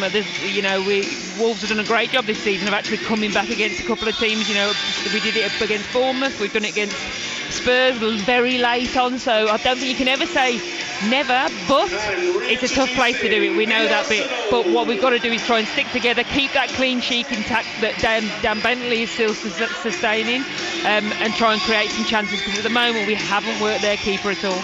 No, but they did occasionally get forward. In the last 15 minutes of the first half, they did find ways to get into the penalty area. There was one moment where Gabriel challenged Cunha, and that could have gone another way, but I mean, it didn't look like it was a. I'm not suggesting it was, but the fact that he had a chance to run at the defender, just going to have to try and create one or two of those. Yeah, and those were both. We had two very individual moments of Acuna running through, taking Gabriel on, trying to find the gap for him to take a shot. Went down. I think Gabriel won the ball, no problem there. But then we got Huang.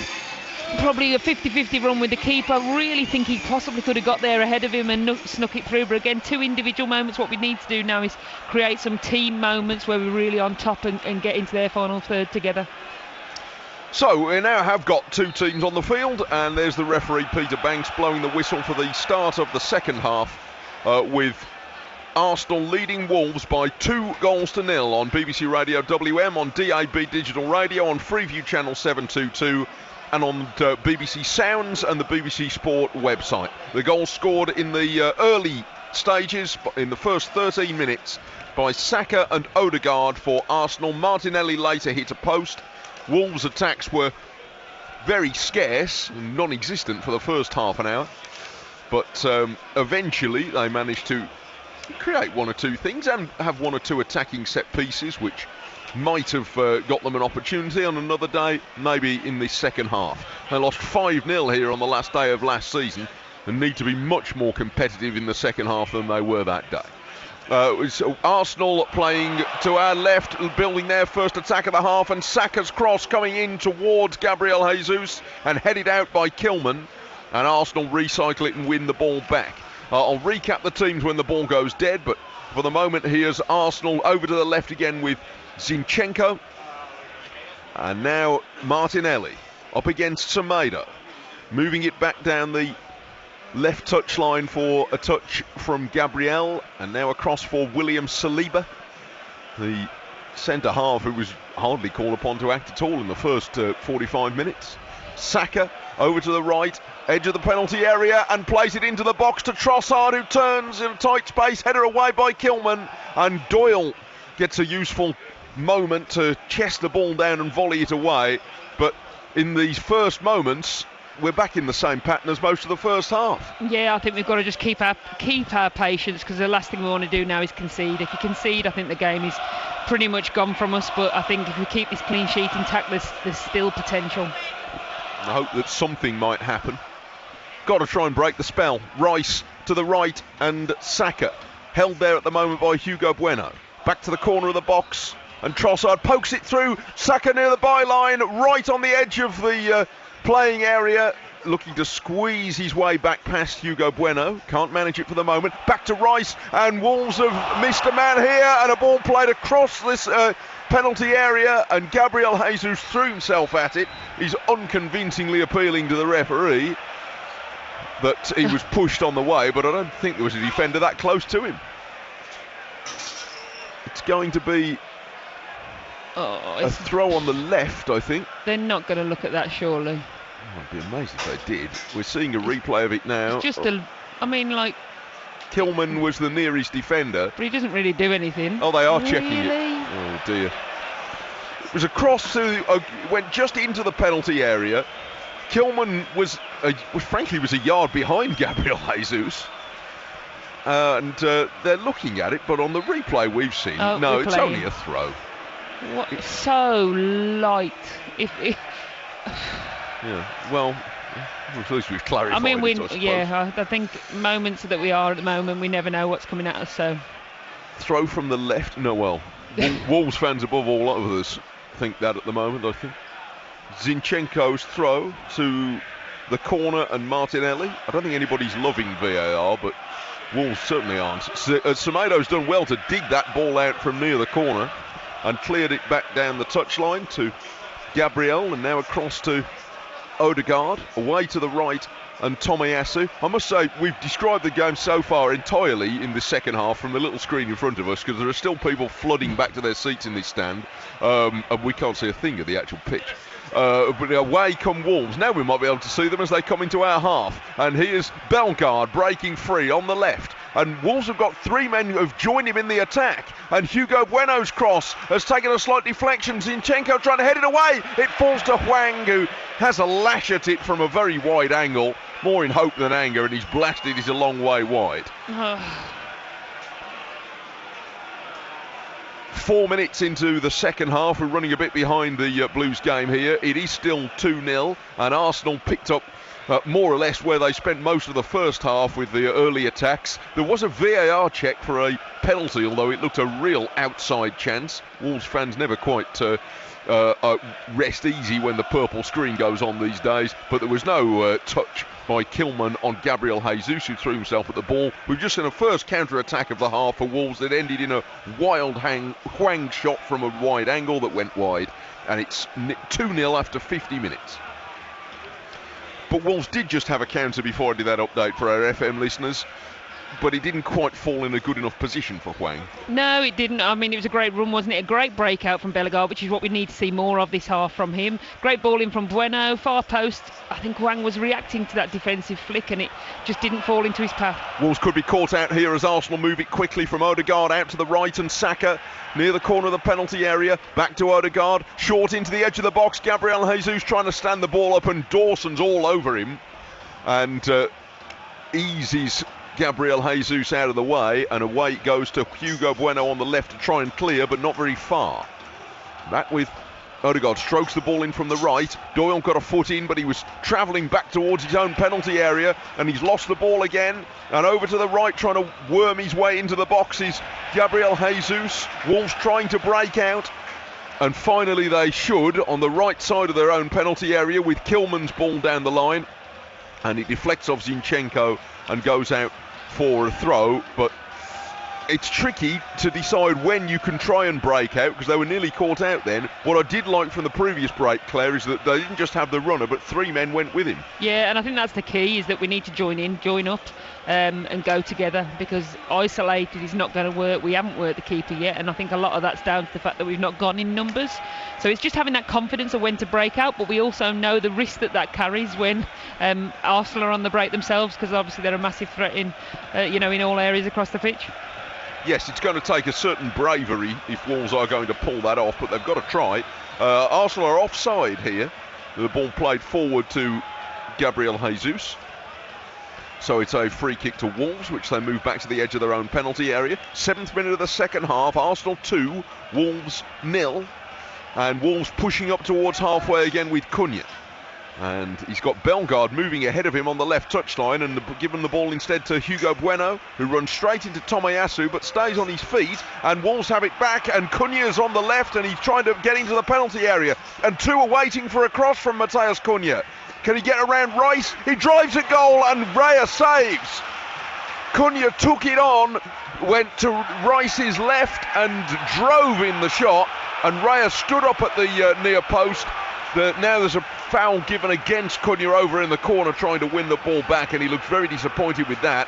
But a shot on target that the keeper had to save. Yeah, I mean, it was excellent. We went in numbers. He did have other options, but actually he has managed to get a decent strike away on his left foot. I think it was one of those ones that was an easier one for the keeper to save, because it's a nice height for him, but we've still worked the keeper, so there's positives to take already. Yeah, and a couple of slightly more promising breaks that have both ended in shots, admittedly from wide positions, one wide and one safe, but already that's more than the sum total of the first half. Yeah, I mean, I think if, hindsight says if he could have just struck across the keeper, tried to make a save and then pushes it into the path of Hwang, you just need that little bit of luck along the way, don't you, as well? But much more positive. We're looking to get numbers forward as well, which is really good. So Wolves forced the first save of the second half, having not done so at all in the first. And Semedo gives it to Hwang inside their own half. Wolves playing as we see from left to right in this second half. They are in gold and black, with Bentley now in goal, having replaced Sarr in the first half. Totti, Dawson and Kilman.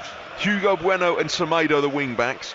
Doyle and Traore in midfield. Bellegarde is vaguely ahead of them, or he roams about a bit in the hope of finding the ball. Hwang and Cunha nominally the front two. And on the bench, Doherty, Santi Bueno, Silva, Kalajdzic, Sarabia, and the youngsters. Here it's still 2-0. We've had 9 minutes of the second half, and Wolves have been close in that Mateus Cunha got into the left side of the penalty area to round off a Wolves break. Stepped around Declan Rice and hit a shot towards the near post, which David Raya had to save. His first save of the match, and it's Arsenal 2, Wolves 0. Updating our FM listeners, who in the meantime are still listening to Blues and Rotherham again, that's still goalless. Just to say that the three youngsters on the Wolves bench are Chirewa, Tawada Chirewa, Matt Whittingham and Justin Hubner. And if any of them appear today, they'll be making their first appearance in the first team. And here are Wolves on the left with Hugo Bueno, seeing quite a bit more of the ball in the second half than they did in the first, now having steadied themselves from those early couple of moments. Cunha with a pass out to the right, and Nelson Semedo. And Traore's making a run to the outside. He's gone infield for the moment though to Cunha, who's peeled away from the front to start this move off. Hwang to Traore, back to Doyle. Wolves a little bit more fluid in their positions than they've had the opportunity to be up to now. Back it goes towards Kilman. Dawson has to hurry because Odegaard's trying to chase him down. But he moves it on to Totti and now to Bellegarde. And he's trying to ease his way forward. Scoops the ball to the right. Can Hwang keep this in play? No, that's a shame. It's a good idea, and Wolves built promisingly, but Bellegarde's pass was overhit. Yeah, I mean, that's the case. The final ball just not quite being right. I'm not quite sure what he was. I think he was trying to lift it into the path of Hwang over on this right-hand side, but didn't quite complete the task. And suddenly it was Arsenal's chance. Rare chance to try a long ball and have somebody chase it. That's not the way they've been playing up to now, but Totti made good ground to get back and stop Saka otherwise being in on goal. Doyle back to Dawson, to Kilman, and Kilman, having all the other routes cut off by Trossard, has to go hurriedly back to Dan Bentley, and he clears down the right, and Wolves head it on down the touchline, but Zinchenko picks up. And we're 11 minutes into the second half, and it's Arsenal 2, Wolves 0 still. And Blues 0, Rotherham 0 remains the score on 95.6 FM. Blues still with just one win in 7 games before today, since Wayne Rooney replaced John Eustace. Zinchenko to the right, and Tomiyasu. And now on halfway, Arsenal go back to Saliba, the French international, member of the squad that reached the World Cup final this time last year. Back to Rice. Strides over the halfway line, and that's a good pass to bring in Saka with an angle to run at Totti. Up to the edge of the penalty area. Moves it back to the corner of the box, and now Tomiyasu and on to Odegaard, and quickly back out to Saka again near the right touchline. Gabriel Jesus is in there patiently waiting for a cross. Short instead to Saka. And now back into the centre. And a shooting opportunity maybe for Trossard. He never really looked like keeping that down, and drives it over from 30 yards. Just that decision making, isn't it now? I think when you're out of possession so much, it's knowing when and where to break, when to be patient, when to be compact. I think Saka is just such a threat. Whenever he seems to get on the ball, he just looks like he's going so direct into our final third aggressively, just to make things happen for Arsenal. So, you know, he just reminds me of what we're missing in Neto, because that almost is what this game is missing for Wolves, is that explosive talent that, you know, they don't want to go near. We haven't managed to quite join up yet today, but there's definitely more positive this half. There are. I mean, of course, the thing about Neto in the form he was in at the start of the season is that that no matter how much pressure you're under, the opposition know you've got a threat. Not only do you know you've got an outlet, but they know you've got a threat as well. And that had the effect. I mean, I think, for example, against Manchester City, they couldn't totally commit because they always had one eye on Neto. Yeah, 100%. And I think the fact that he's been out for 3 games so far and he's still top of that assist chart in the Premier League, so tells you what an impact he had in those first few games of the season for us. So he's a real loss for us. But what a joy it's been in those early weeks of the season to see him back in the sort of form he was before he had that first serious injury in April of 2021. It's been a long time since then. I mean, you've also got Sarabia on the bench, haven't we? And you wonder whether today might be the day for him, in the fact that he had such an impact in that Spurs game, and he wasn't given an opportunity since then. So maybe today might be a moment that he can impact this game. I think you can bet he's wondering. According to Gary O'Neill, he did apologise for his short but pointed social media message after not getting on at Fulham on Monday. The ball played up the line by Semedo, and he wins a throw to Wolves in their own right-back corner. Gary O'Neill said that with a sort of resigned shrug that's usually managers much older than him have when they're talking about social media.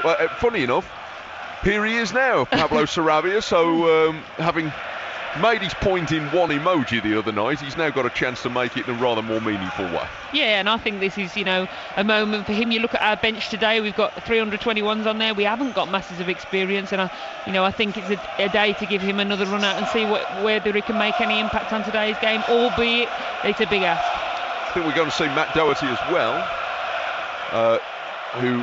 that may be either tactical or for fitness, because there has been a question mark over Hugo Bueno, in that he's still building his way back from another minor injury, seems the one that kept him out for a few weeks. So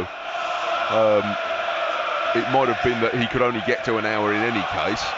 And now here on the right come Arsenal, weaving their way into the penalty area, and for once a heavy touch by Saka let Wolves off, and there have been very few miscues by Saka in this game, but played in by Odegaard, right side of the penalty area. He really did look as though he could do some damage and just poke the ball through towards the keeper. And that's when they're at their best, isn't it? When they just fine technical detail, little passes in and around the penalty area, one-touch play, and moments open up for them. But unfortunately for us, we had a little bit of luck, and that's what we definitely need a bit more of.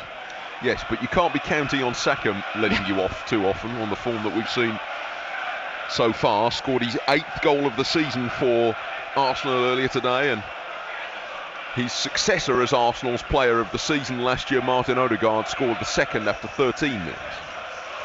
Here's Saliba, as Sarabia and Doherty still wait to come on. Now Zinchenko to the left-hand side, 61 minutes, Arsenal 2, Wolves 0. Back it comes to Gabriel, and now here's Rice playing it short to Zinchenko. Martinelli had a moment of freedom left side of the penalty area, backheels it back to Zinchenko, and further back now to Rice, a red and white shirt circling dangerously in front of him. Over to the right, he uses Odegaard, who shapes to go one side of Bellegarde, then pokes the ball the other, behind Tomiyasu, who was the decoy, and Saka goes to pick up near the corner flag. Back to Odegaard, scoops it in, and Zinchenko's run from left to right into the penalty area, but can't quite get there in time. It's going to be a goal kick, and here come the changes.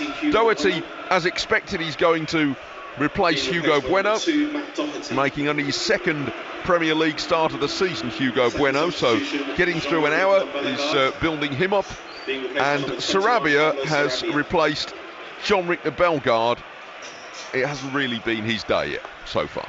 No, I don't think so, but I think, at this moment in the Spurs game, he came off, he'd done a bit of a job. I think when the decision making in that final third, I think he's still very new to the Premier League. He is. 62 minutes, and it's still 2-0. Wolves are making a couple of changes and in the process of doing it at the moment. Doherty and Sarabia are coming on to replace Hugo Bueno and Jean-Ric Bellegarde. Wolves have had only sporadic attacks in the last 10 minutes. We've been back mostly to Arsenal pressing round the Wolves penalty area, and they got into a very good position a few moments ago, and a rare miscue from Bukayo Saka denied him a shooting opportunity. Still 2-0. Yes, we're in the process of describing that Doherty and Sarabia have come on for Hugo Bueno and Bellegarde, and we're interrupted by our FM listeners there. And here it is Sarabia back near the halfway line with 18 minutes of the second half played. And Semedo moves it back to halfway, and Doyle onto the Wolves captain Kilman. Now Dawson to Totti. Over on the left, and Hwang started a run, and Cunha tried to find him, and it was a neat idea, but Tomiyasu had seen Hwang try to creep into space and positioned himself in just the right spot to interrupt it. So back come Arsenal and try again with Rice. Back to Gabriel, and now Saliba and Tomiyasu and Rice, who's seeing a bit more of the ball in the second half with Wolves pushing forward more, but he's turned more creative now to release Martinelli down the left. Two defenders come to meet him, he pokes it between them to Zinchenko, and he's lined up Odegaard. Doyle gets across quickly to block, finds Rice, who shoots, and it's wide from 20 yards from Declan Rice. Oh, it's another let-off, isn't it? They're working the ball really nicely across that area, but we've got to be just a little bit sharper to that one. You could see almost the play was developing, but we were always just a little one step behind. But obviously they've had a little bit of a change. I'm not sure yet. We'll see in the next few minutes to see what the format is. But Dawson received a note on the substitutions coming on, so it looks like Kilman had stepped forward slightly. Whether he's following a man and it's man-to-man marking somewhere, I'm not sure. But interesting to see that this one evolves. But Gary O'Neill is forcing this team further up the pitch. Well, they've got to try, otherwise they certainly will lose if they can't at least do that. But it comes with its dangers, and there Doyle found himself trying to mark both Odegaard and Rice at the same time, and having blocked Odegaard from shooting, he left Rice free. So it's difficult when you're overmanned like that. Gabriel moves the ball back to inside his penalty area to David Raya, and here is Odegaard. Now plays it, there's a runner on the left free, and Zinchenko it is who picks it up. Traore comes belatedly to meet him. Zinchenko gets a pass early, away to Martinelli, in from the left, 5 yards still from goal. Plays it over to the right to Tomiyasu. Infield now to Odegaard. Moving into a shooting range, but he finds a lot of Wolves players in the way, so has to go over to the left, and Zinchenko. Arsenal getting Eddie and Nketiah ready to come on shortly. But Rice in the meantime, moving the ball over to the right and Tomiyasu.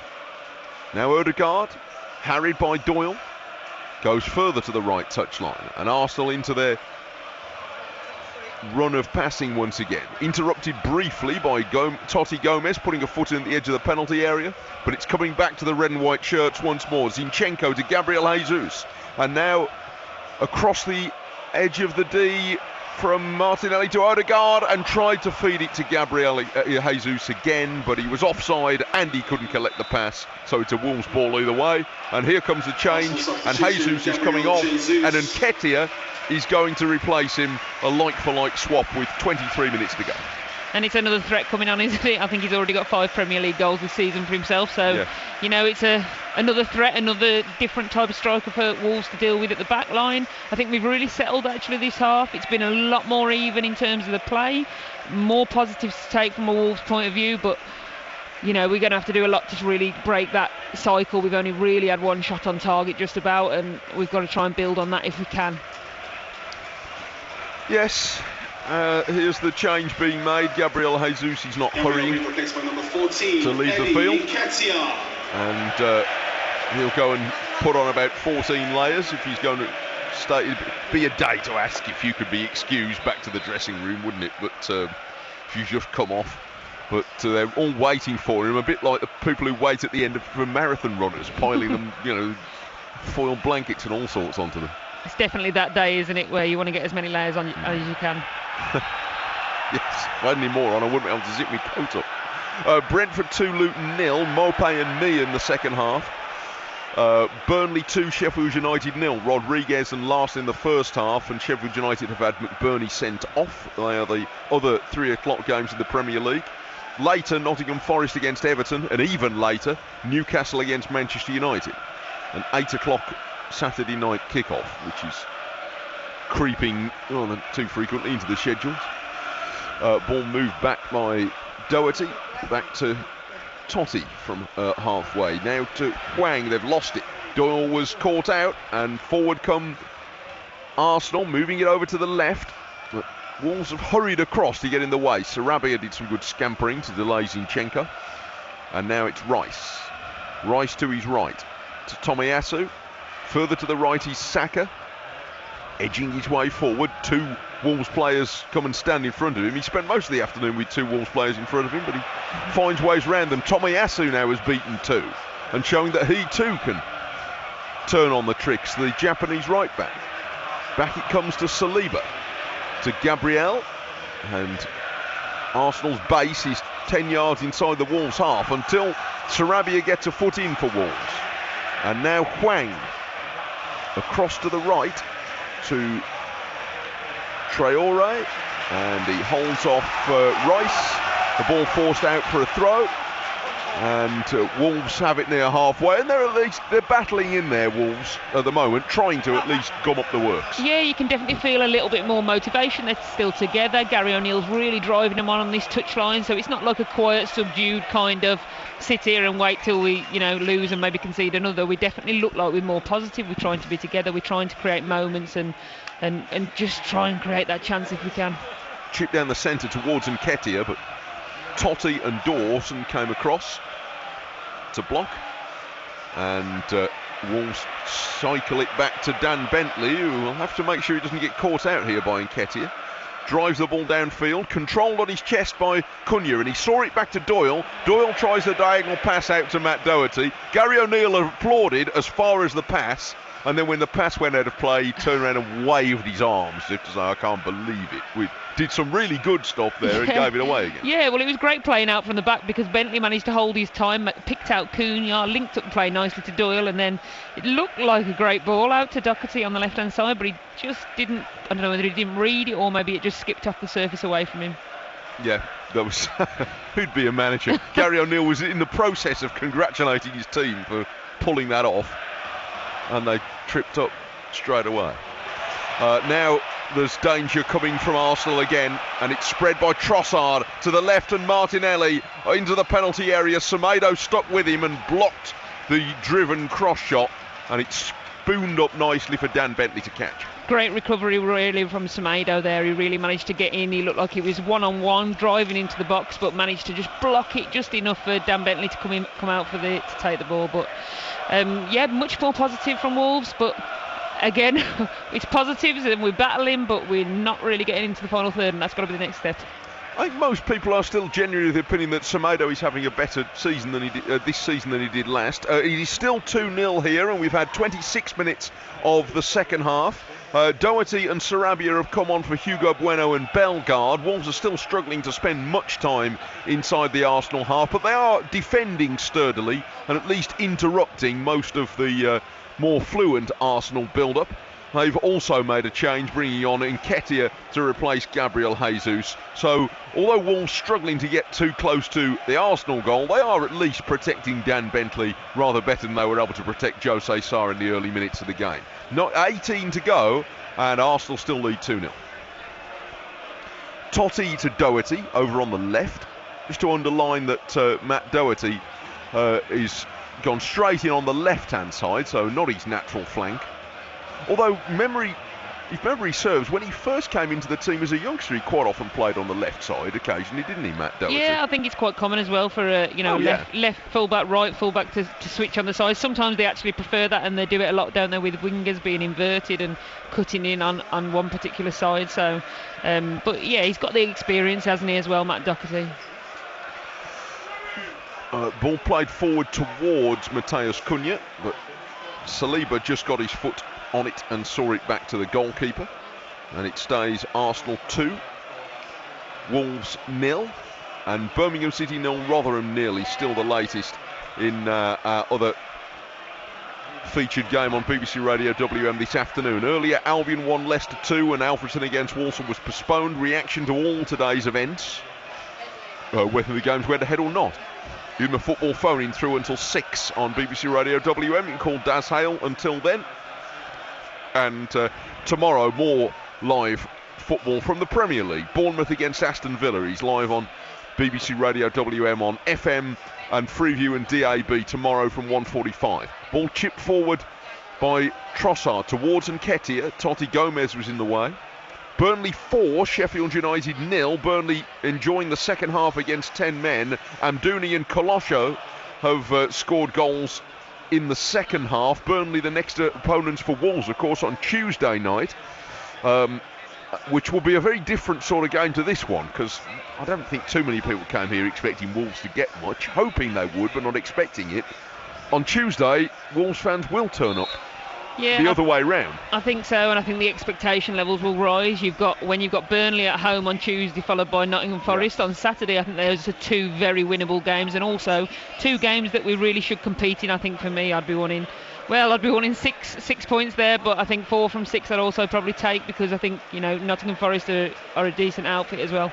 But Burnley will be battling and scrapping for everything, so they will not make it easy for us at Molineux on Tuesday. Yeah, there've been so many Wolves games this season where it feels like they've been the underdog who've been fighting hard to get something, that it seems unusual to have a week coming up where there'll be 2 home games in which they certainly will start as favourite, whether they see themselves as that or not.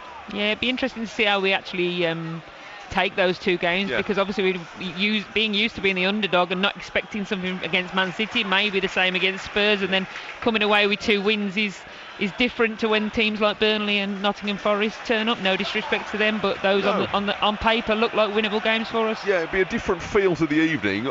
I like to think that once players are out on the field, you're not thinking about that, you're just thinking about playing this game, but it'd be a different atmosphere perhaps. Anyway, whatever it is, we'll be there live on Tuesday night, and David Kelly will be part of our commentary team on BBC Radio WM on Tuesday. That's a 7:30 start, by the way, don't be late. Tomiyasu out to the right, short to Odegaard, who's dribbling his way in, and he's found a bit of space here for a shot bent by Saka over the defenders and just wide of the post. I thought for a moment Bentley was going to have to save it. Yeah, it looked like it just clipped the top of the crossbar. Nearly. It's certainly very close to it, wasn't it? Off the stanchion at the back, yeah, I think. Yeah, it was decent effort. It was dipping, wasn't it, at the last second? But he's a hell of a player, isn't he? I think Dan Bentley wasn't 100% sure. He took a long look over his shoulder as he reached as far as he possibly could there. If it's a foot lower, I don't think he's getting that. No. Saka has looked at... I mean, you know he is anyway, but he really has looked a good player today. Someone said, one of our colleagues said in the press room at half-time, the one thing you look at Bukayo Saka and think, well, at least he's one of our team in terms of England. Yeah, 100%. Because, good grief, he looks a good player. We just didn't want him to perform today. No, well, quite. Ball played out of defence, but there is a sort of a silver lining. Anyway, I'm assuming everybody listening to this in England fan, although you needn't be. It's a free kick 15 yards short of halfway to Wolves. Brentford now in a 3-1 lead against Luton. Jacob Brown got one back briefly for Luton, but it's 3-1 there. Shandon Baptiste has got a goal that should seal it up for Brentford. So Brentford 3, Luton 1 and Burnley 4, Sheffield United 0 are the other 3 o'clock scores. And here come Arsenal once again, out on the right, up to the corner of the penalty area comes Saka, and Cunha's trying to be a bit more physical with him this time. And the ball's been played out for a throw off Saka. It was well defended in the end by Wolves, and here comes another change for Arsenal with Martinelli coming off. He hit the post in the first half, and he's going to give way to Kai Havertz, so there's never any peace, is there? Their strength in depth is ridiculous, but they're top of the league. They're competing in the Champions League. They're going to have a huge squad to call on, and there's goals, 10 different goal scorers I think are counted in the Premier League so far this season. So Burnley 5, Sheffield United 0, by the way. Josh Brownhill for Burnley, who are running the score up in the second half. Tomiyasu, the right back, has stayed down on the far side and looks as though he might be done. But the replacement for now has been Havertz for Martinelli. And, yesterday at his press conference, Gary O'Neill did refer to Arsenal away. He said, at the moment, that is the ultimate test. He said, I know there's Manchester City, he said, but they got 1 or 2 injuries. I mean, Arsenal got 1 or 2 injuries, but nevertheless, he said going to their place. So when we played Man City, at least it was at home. Going to Arsenal is the biggest test we have had so far. I think so, and I think those top 2 there, Man City and Arsenal at present, are absolutely flying, aren't they? In terms of like they're not conceding many, they're very tight, they're very compact. It's always going to be a hard place to come. I think at home you always think you can create an atmosphere and maybe make something happen, but away from home, I think it's a tough one. They have taken the opportunity, Arsenal, before the game is resumed after the substitution to bring on Havertz, because you can only stop the game 3 times. So I think they've hurriedly managed to get Ben White together so he can replace Tomiyasu, because had the game restarted, then that would have been using up their last opportunity to stop the game. So they've got White ready in a hurry. Let's hope for him that he's warmed up, because it's absolutely perishing here now, by the way. I suspect it's a degree or 2 colder in the West Midlands, further still than it is here in the metropolis. But there's a draft coming in from my left, I know that. I'm glad I'm just inside you then. Yes, it's not where the drafts are coming from that's the problem, it's where they go to. Here's Gabriel playing the pass short, and Traore's managed to win it off Havertz, who's only just come on the field, not up to speed yet. He's found Cunha right side of the penalty area to Sarabia. Cunha puts in a cross. It's going high beyond the far post where Hwang was just beaten to it in the air, and the ball scooped clear. Kilman comes inside the Arsenal half to keep possession for Wolves, and this is as good an attacking setup as they've had in the last 25 minutes. Forward to Sarabia again on the right. He's got Semedo going on ahead of him, but Sarabia has turned and played it back to Traore. Back to Kilman. Kilman short to his left for Dawson. And now Totti. And Totti forward to looking for Hwang. It's gone away from him and runs away for a goal kick. Just a bit unfortunate there, wasn't it? A bit of sustained pressure, it felt like, a little bit. We kept coming out and going back in, and then just a little bit of a rust or maybe risky pass from Totti Gomez to reach Hwang. Yes, but they managed to catch at least Havertz cold, having just come on the field. He wasn't quite up to it, and they got into a threatening position at least. But still, they have only had 1 strike on the goal in the entire game so far. Maybe here Doyle's overhit his chip forward. It was going to be difficult from there, to be fair, to find Mateus Cunha. It would have had to be very precise, and it's gone through to Raya. Raya's had to make 1 save that I can recall. Yeah, I don't think he's, we haven't worked him massively, have we? But equally, he's probably very cold there. We need to catch him on the hop on one of these chances, maybe. Well, you've got to make something work your way. Arsenal 2, Wolves 0 on BBC Radio WM, and we've got about 9 minutes and added time to go. And there are already quite a few people heading for home around us, or at least for somewhere warmer than this. Here's Trossard on the left, challenged by Semedo, and it's forced out for a throw. Mikel Arteta, the Arsenal head coach, looks like he's one of those who's never quite satisfied. He doesn't look very happy about something, but Arsenal have a throw. It's 2-0 still to Arsenal with now 9 minutes to go. Wolves had half an opportunity to get forward just now. They got Sarabia initially into an attacking position on the right, but his cross into the penalty area ultimately came to nothing. Arsenal have had to make a couple of changes. Tomiyasu has gone off injured, replaced by White. They've taken Martinelli off, and Havertz has come on to replace him. But altogether, in 81 minutes, Wolves have still only had 1 strike on the Arsenal goal, the one that Cunha had saved early in the second half. And it stays Arsenal 2, Wolves 0. And Arsenal have got Trossard through the middle, and he rides a challenge from Totti. A save made by Bentley. The ball's still loose, and Cunha has managed to win it back with a good tackle at the edge of the penalty area. But Bentley making a save to keep it at Arsenal 2, Wolves 0. And Wolves counter-attacking with Sarabia. And he's found Doherty in a bit of space. Over to the left, where he brings in Hwang, trying to wrong foot White, and managed to drag in a low half-hit shot off his right foot as he was slightly off balance, and it's gathered up by Raya. Well, it's a couple of great saves in there, isn't it, from Dan Bentley? I think he did brilliantly at the back there. I think He was really backs against the wall kind of defending. He'd broken through and through on goal, but he managed to save twice in that period. Bit of panicking, a couple of bits of diving in as well. I think we managed to dodge a free kick from the referee, but then couldn't capitalise on that breakout. No, he did very well. Second save was from Saka. The first from Trossard. We've just seen a replay, and it would have been a photo finish, but I think Trossard was probably onside. There was an enormous gap in the Wolves' defence. But if Wolves are going to get anywhere, they're going to have to go hunting a bit. Now, what's up on this near touchline? Arteta's been gradually coming to the boil for the last few minutes. I'm not sure what about.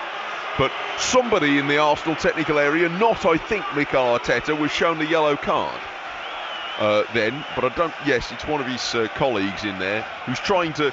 They're trying to hide behind big scarves at the moment, but the referee had his number. And has issued an appropriate wigging. That's the first yellow card I think we've seen, actually. The ball miscontrolled by Semedo out of play. I don't think we've seen a yellow card for any of the players. I think there was one earlier. Oh, I missed it. I think it was Saliba, maybe. Oh, okay. Well, he did well to get that, because he's hardly had anything to do. It is still Arsenal 2. Wolves, you're right. Saliba is on a yellow card. Here's Rice, 10 yards short of halfway. We've had 39 minutes of the second half, and here is Zinchenko playing the ball forward from the left. Wolves are getting a couple more subs ready, and one of them is going to be one of the youngsters. So this is going to be a big moment shortly for Tawenda Chirewa, who is going to make his first team debut. And Sasa Kalajic is also getting up. The ball is back with Raya, just outside his penalty area. He's got two defenders behind him. Just taking a bit of a liberty, but he's given it to Saliba. And now out to the right of White. Forward towards halfway, doesn't find Nketiah, and Wolves have the ball. Gary O'Neill's applauding. They've pushed up the field a bit. Kilman to Doyle in the centre circle. Cunha lays it out to the right, misses out Sarabia, gives it to Semedo. Now Sarabia takes it on. In from the right touchline. 5 minutes to go. Arsenal 2, Wolves 0. And this is Traore. And short for Sarabia. And there's a run being made by Hwang. Sarabia's knocked it around Zinchenko and zipped round the back. And Wolves are still harrying. And Cunha has scored! Matheus Cunha sweeping in a left-footed shot from 15 yards. Sarabia did all the teasing work in the build-up. And just when it seemed to be breaking to nothing, in swept Cunha to guide a left-footed shot around the goalkeeper, and it's 2-1. Goal scored by Matheus Cunha. In the build-up, there was some really good work from Sarabia, but it seemed to have run its course when Rice, with a miscommunication with Zinchenko, they didn't get the ball out of the penalty area. Semedo buzzed in to win it, and Cunha swept in a shot diagonally round the goalkeeper, and it's Arsenal 2, Wolves 1 with 4 minutes to go. Well, that's a bit out of the blue. Wow. But it was a great finish. What a great finish. And I tell you what did that one. Good work from Sarabia, but actually the pressure from Semedo, who didn't actually have any impact, but what he did was put them under a little bit of pressure. It ran through to Cunha, and what a great finish that is from him. It really was. And I don't know whether he'll get technically an assist, because I'm not sure he actually got his foot on the ball in that, Semedo, but he harried the mistake from... Rice suddenly found himself with lots of red and white shirts around him, but not sure who to pass it to, which is most unlike him. And Zinchenko ended up giving the ball up. Yeah, and I think that, that moment was coming. I think this half we have been so much better. We've competed with them, is what I would say. It's definitely not been as one-sided as the first half was very much all Arsenal. This half we've competed and stepped up our game. It would be a real heist if they ended up coming up with something, and they're vulnerable now on the counter-attack, and Nketiah's hit the post. When it was easier to score, he was played in through the centre by Odegaard, and with only Bentley in front of him, he tucked it past the goalkeeper and hit the post somehow, Nketiah, and Wolves are still in it. We've conceded a free kick here, and Hwang's been yellow-carded. It's going to be an Arsenal free kick, but Well, Arsenal should have finished it there and didn't. It literally ricocheted. Must have been so close to going in off the post there, because it literally spanned just along the 6-yard box line. But yeah, God, I'm not sure what's happened there. I think he's booked. I think he booked Wang for diving. We must have seen the wrong replay, have we? I think that was. This is the first chance, and then I thought the replay we saw looked straight up that Swang was fouled, and yet it's an Arsenal free kick. He's given it for diving, I'm pretty sure. It looked like that's what's happened, which is unbelievable. Well, I hope nothing comes of that, because somebody's going to have to slow that down and explain that to me.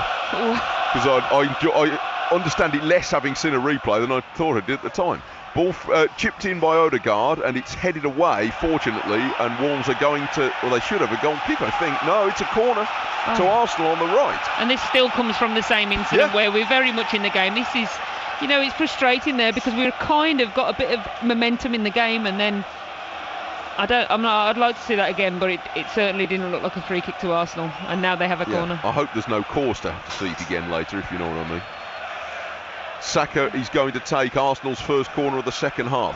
Wolves have held the substitutes for the moment. In comes the corner, and it's headed away by Semedo, and it's going to be another one. We're very close to going into added time. Chiré is not at the moment going to make his debut, and nor is Kalajic. Or he's not going to come on because they're waiting. I think Kalajic probably is still going to come on, but not yet. In comes the corner, and it's in towards the near post and flicks off some defenders. And Bentley's come crashing out to try and get a touch on that. And the referee says that's fine. And Wolves are going to break clear with Sarabia up towards halfway. Bentley kept his eyes on the ball throughout that. And I think he probably gets the goalkeeper's benefit of the doubt there. I really hope so, and I hope there's no VAR on that as well. Well, I think we'd know they'd have stopped it by now, wouldn't they? Who knows? Well, yeah. It's a bold claim, isn't it, there? But Wolves have gone into an attacking situation at the other end. And who could have imagined this at 3:15, that they would still be in the game this late at 2-1. Semedo's ball in from the right is headed away, and suddenly there's a very different tone about the match as we go into added time. And the ball is cleared, and a minimum 6 minutes to add. And Wolves, they have a habit, don't they, of clinging in. But make no mistake, of all the results they've got so far this season, if they end up coming out with a point from the way this game has gone, it will be the biggest turnaround that we've seen so far. Yeah, an absolute credit to the boys, the way that they've performed in this second half, because we certainly have competed. We've taken a while to create chances as such, but we're in the game still. Be some story if they do, and Sarabia's played in Semedo, and his cross Swang was in a great position. Wolves are appealing, but it didn't look as though it hit Gabriel's hand. Looked like his thigh, I think, but Hwang behind him was appealing. And Wolves have gabbled a few men up the field, and now Arsenal could catch them out at the other end. The ball swept across to the Arsenal left, and Sarabia, who has pepped things up since coming on, has got a foot in. The ball has gone out to this near side, and Wolves are going to bring on Kalajic. They're not going to bring on Chiré, where his debut will have to wait. But we're seeing a replay. The ball hit Gabriel, and Wolves might think they're about due one from VAR, but I don't think you could say it would be that one. No, absolutely not. I think our FM listeners are about to join us, with the Blues game having finished. And yes, and there's a fair bit of life left in this game yet, and who could have imagined that at 3:15 when Wolves were trailing 2-0 and looking like they were about to get on the end of a serious hammering. It is 2-1. We had a board go up for a minimum 6 minutes of added time, but we're stopping at the moment for quite a prolonged bit of organising to get some changes on for both teams. Kiwior and Jorginho are going to come on, and for Arsenal, and Sasa Kalajic for Wolves. They were going to bring on Kalajic and the youngster Tawanda Chiré were to make his debut a few minutes ago, and then Cunha scored his goal, and suddenly there's a very different feel about the game. There shouldn't be, though, Claire, because since our FM listeners were last with us, Eddie and Nketiah missed a gaper of a chance to win it. Yeah, they've hit the foot of the post. They've been through on a one-on-one. It's, we've not had masses of chances, but what a great finish of Cunha just to keep us in this game. And you know what? We've been good for it this half. I think we've really competed with them, but we are literally heading into what, last 3, 4, 5 minutes of injury time with a bit of added on now for these substitutions. Yeah, well, there'll be extras, certainly over the 6 minutes that were indicated. Kalajdzic has replaced Doyle for Wolves, and having been 2-0 and not even close to being in the game for most of it, they're at 2-1 and still in with a shout. They, in the last few seconds before you came across, had a very vague appeal for a penalty from a cross that hit Gabriel, but it certainly didn't seem to get near his hand, and even imagining that they're probably owed a few by VAR, it would have been a stretch to see Wolves getting that one. Kalajdzic is penalised here for having leaned on Gabriel, and it's going to be a free kick to Arsenal. But the game has turned round entirely in tone because it's now Arsenal trying to do things in slow motion. Yeah, and I think Wolves have done brilliantly to stay in the game, and I think credit to the subs that have actually come on. At present, I don't want to curse him, but Bentley's on a clean sheet after he came on and replaced Sarr, and we've also got some players that have really come on and contributed. Sarabia has done brilliantly since he came on, and he's looked like he's just keen to show his worth in terms of, getting maybe a bit more of an impact in this squad this season. The other 3 o'clocks in the Premier League have finished. Brentford 3, Luton 1. Burnley have beaten Sheffield United by 5-0. Arsenal 2, Wolves 1. Ball played down the Arsenal right, chased by Nketiah and turned away by Totti. A lot of Arsenal fans around us are heading for the exit. But Wolves are still having everybody who's left here on the edge of their seat, because at 2-1 they still have a shout, and we've had 4.5 minutes of added time. And here's Kilman moving the ball over to the right, to the left on halfway, and Totti goes back for Hwang, and back across to his right, and Dawson. Wolves at last worrying the Premier League leaders. In added time, Dawson coming forward, Sarabia to his right. Everybody's gathered round the Arsenal penalty area. Sarabia's attempted cross blocked by Trossard. Now he scoops it back in a second time, and it's up and away by Saliba, further away by Rice, not very far. Hwang picks up for Wolves, plays a pass forward, bounces off Kalajdzic. It's coming back to Doherty.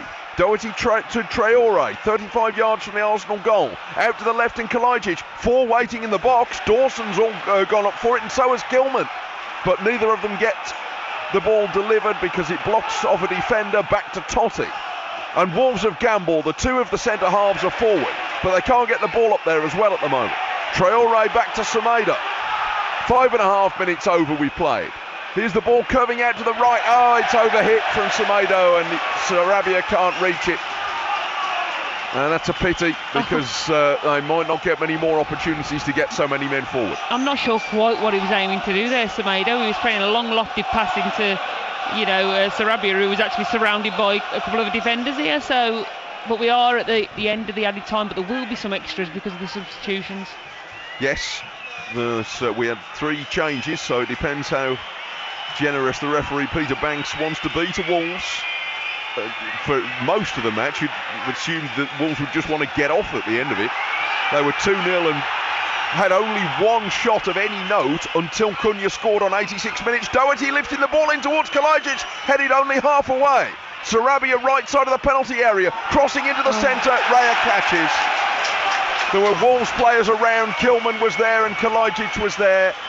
But Raya's caught the ball and he's not in a hurry to let go of it. I think Sarabia's just it's a little bit unfortunate there, or fortunate for their goalkeeper, because I think the deflection on the cross slowed it down and enabled the keeper to get there. But you know what, it's great to hear the fact that we are competing. Listen to the Arsenal fans are all whistling, desperate for that final whistle, because they know that we've got back into this game and we've got a chance. And still we're playing on, and we've had 52 minutes of the second half. Arsenal 2, Wolves 1. But there's no time to waste now for Wolves. A throw inside their own half. Doherty throws it back to Dawson, and now to Semedo, and all the urgency is in the Arsenal dugout. Arteta shuffling up and down the edge of his technical area. Wolves have gone back to Bentley, and here it comes, one more whack down the centre, and Kalajdzic is pushing and tugging with Saliba, and the referee gives Arsenal a free kick. It's a little generous, isn't it? Yeah. But he clearly got his shirt. The ref's in sight of it. Kalajdzic is tugging onto him. Equally, it was 50-50, but they're going to look for everything now, aren't they? Yes, and Gary O'Neill's in busy discussion with Thomas Bramall, the fourth official, about that.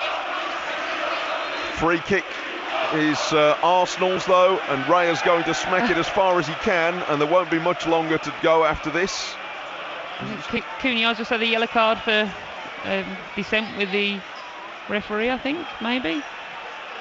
So Hwang's up to 4 yellow cards now after his earlier caution. Here comes the free kick from Raya, and it's gone through. It's been headed on to Bentley, and that's it. There's no more time.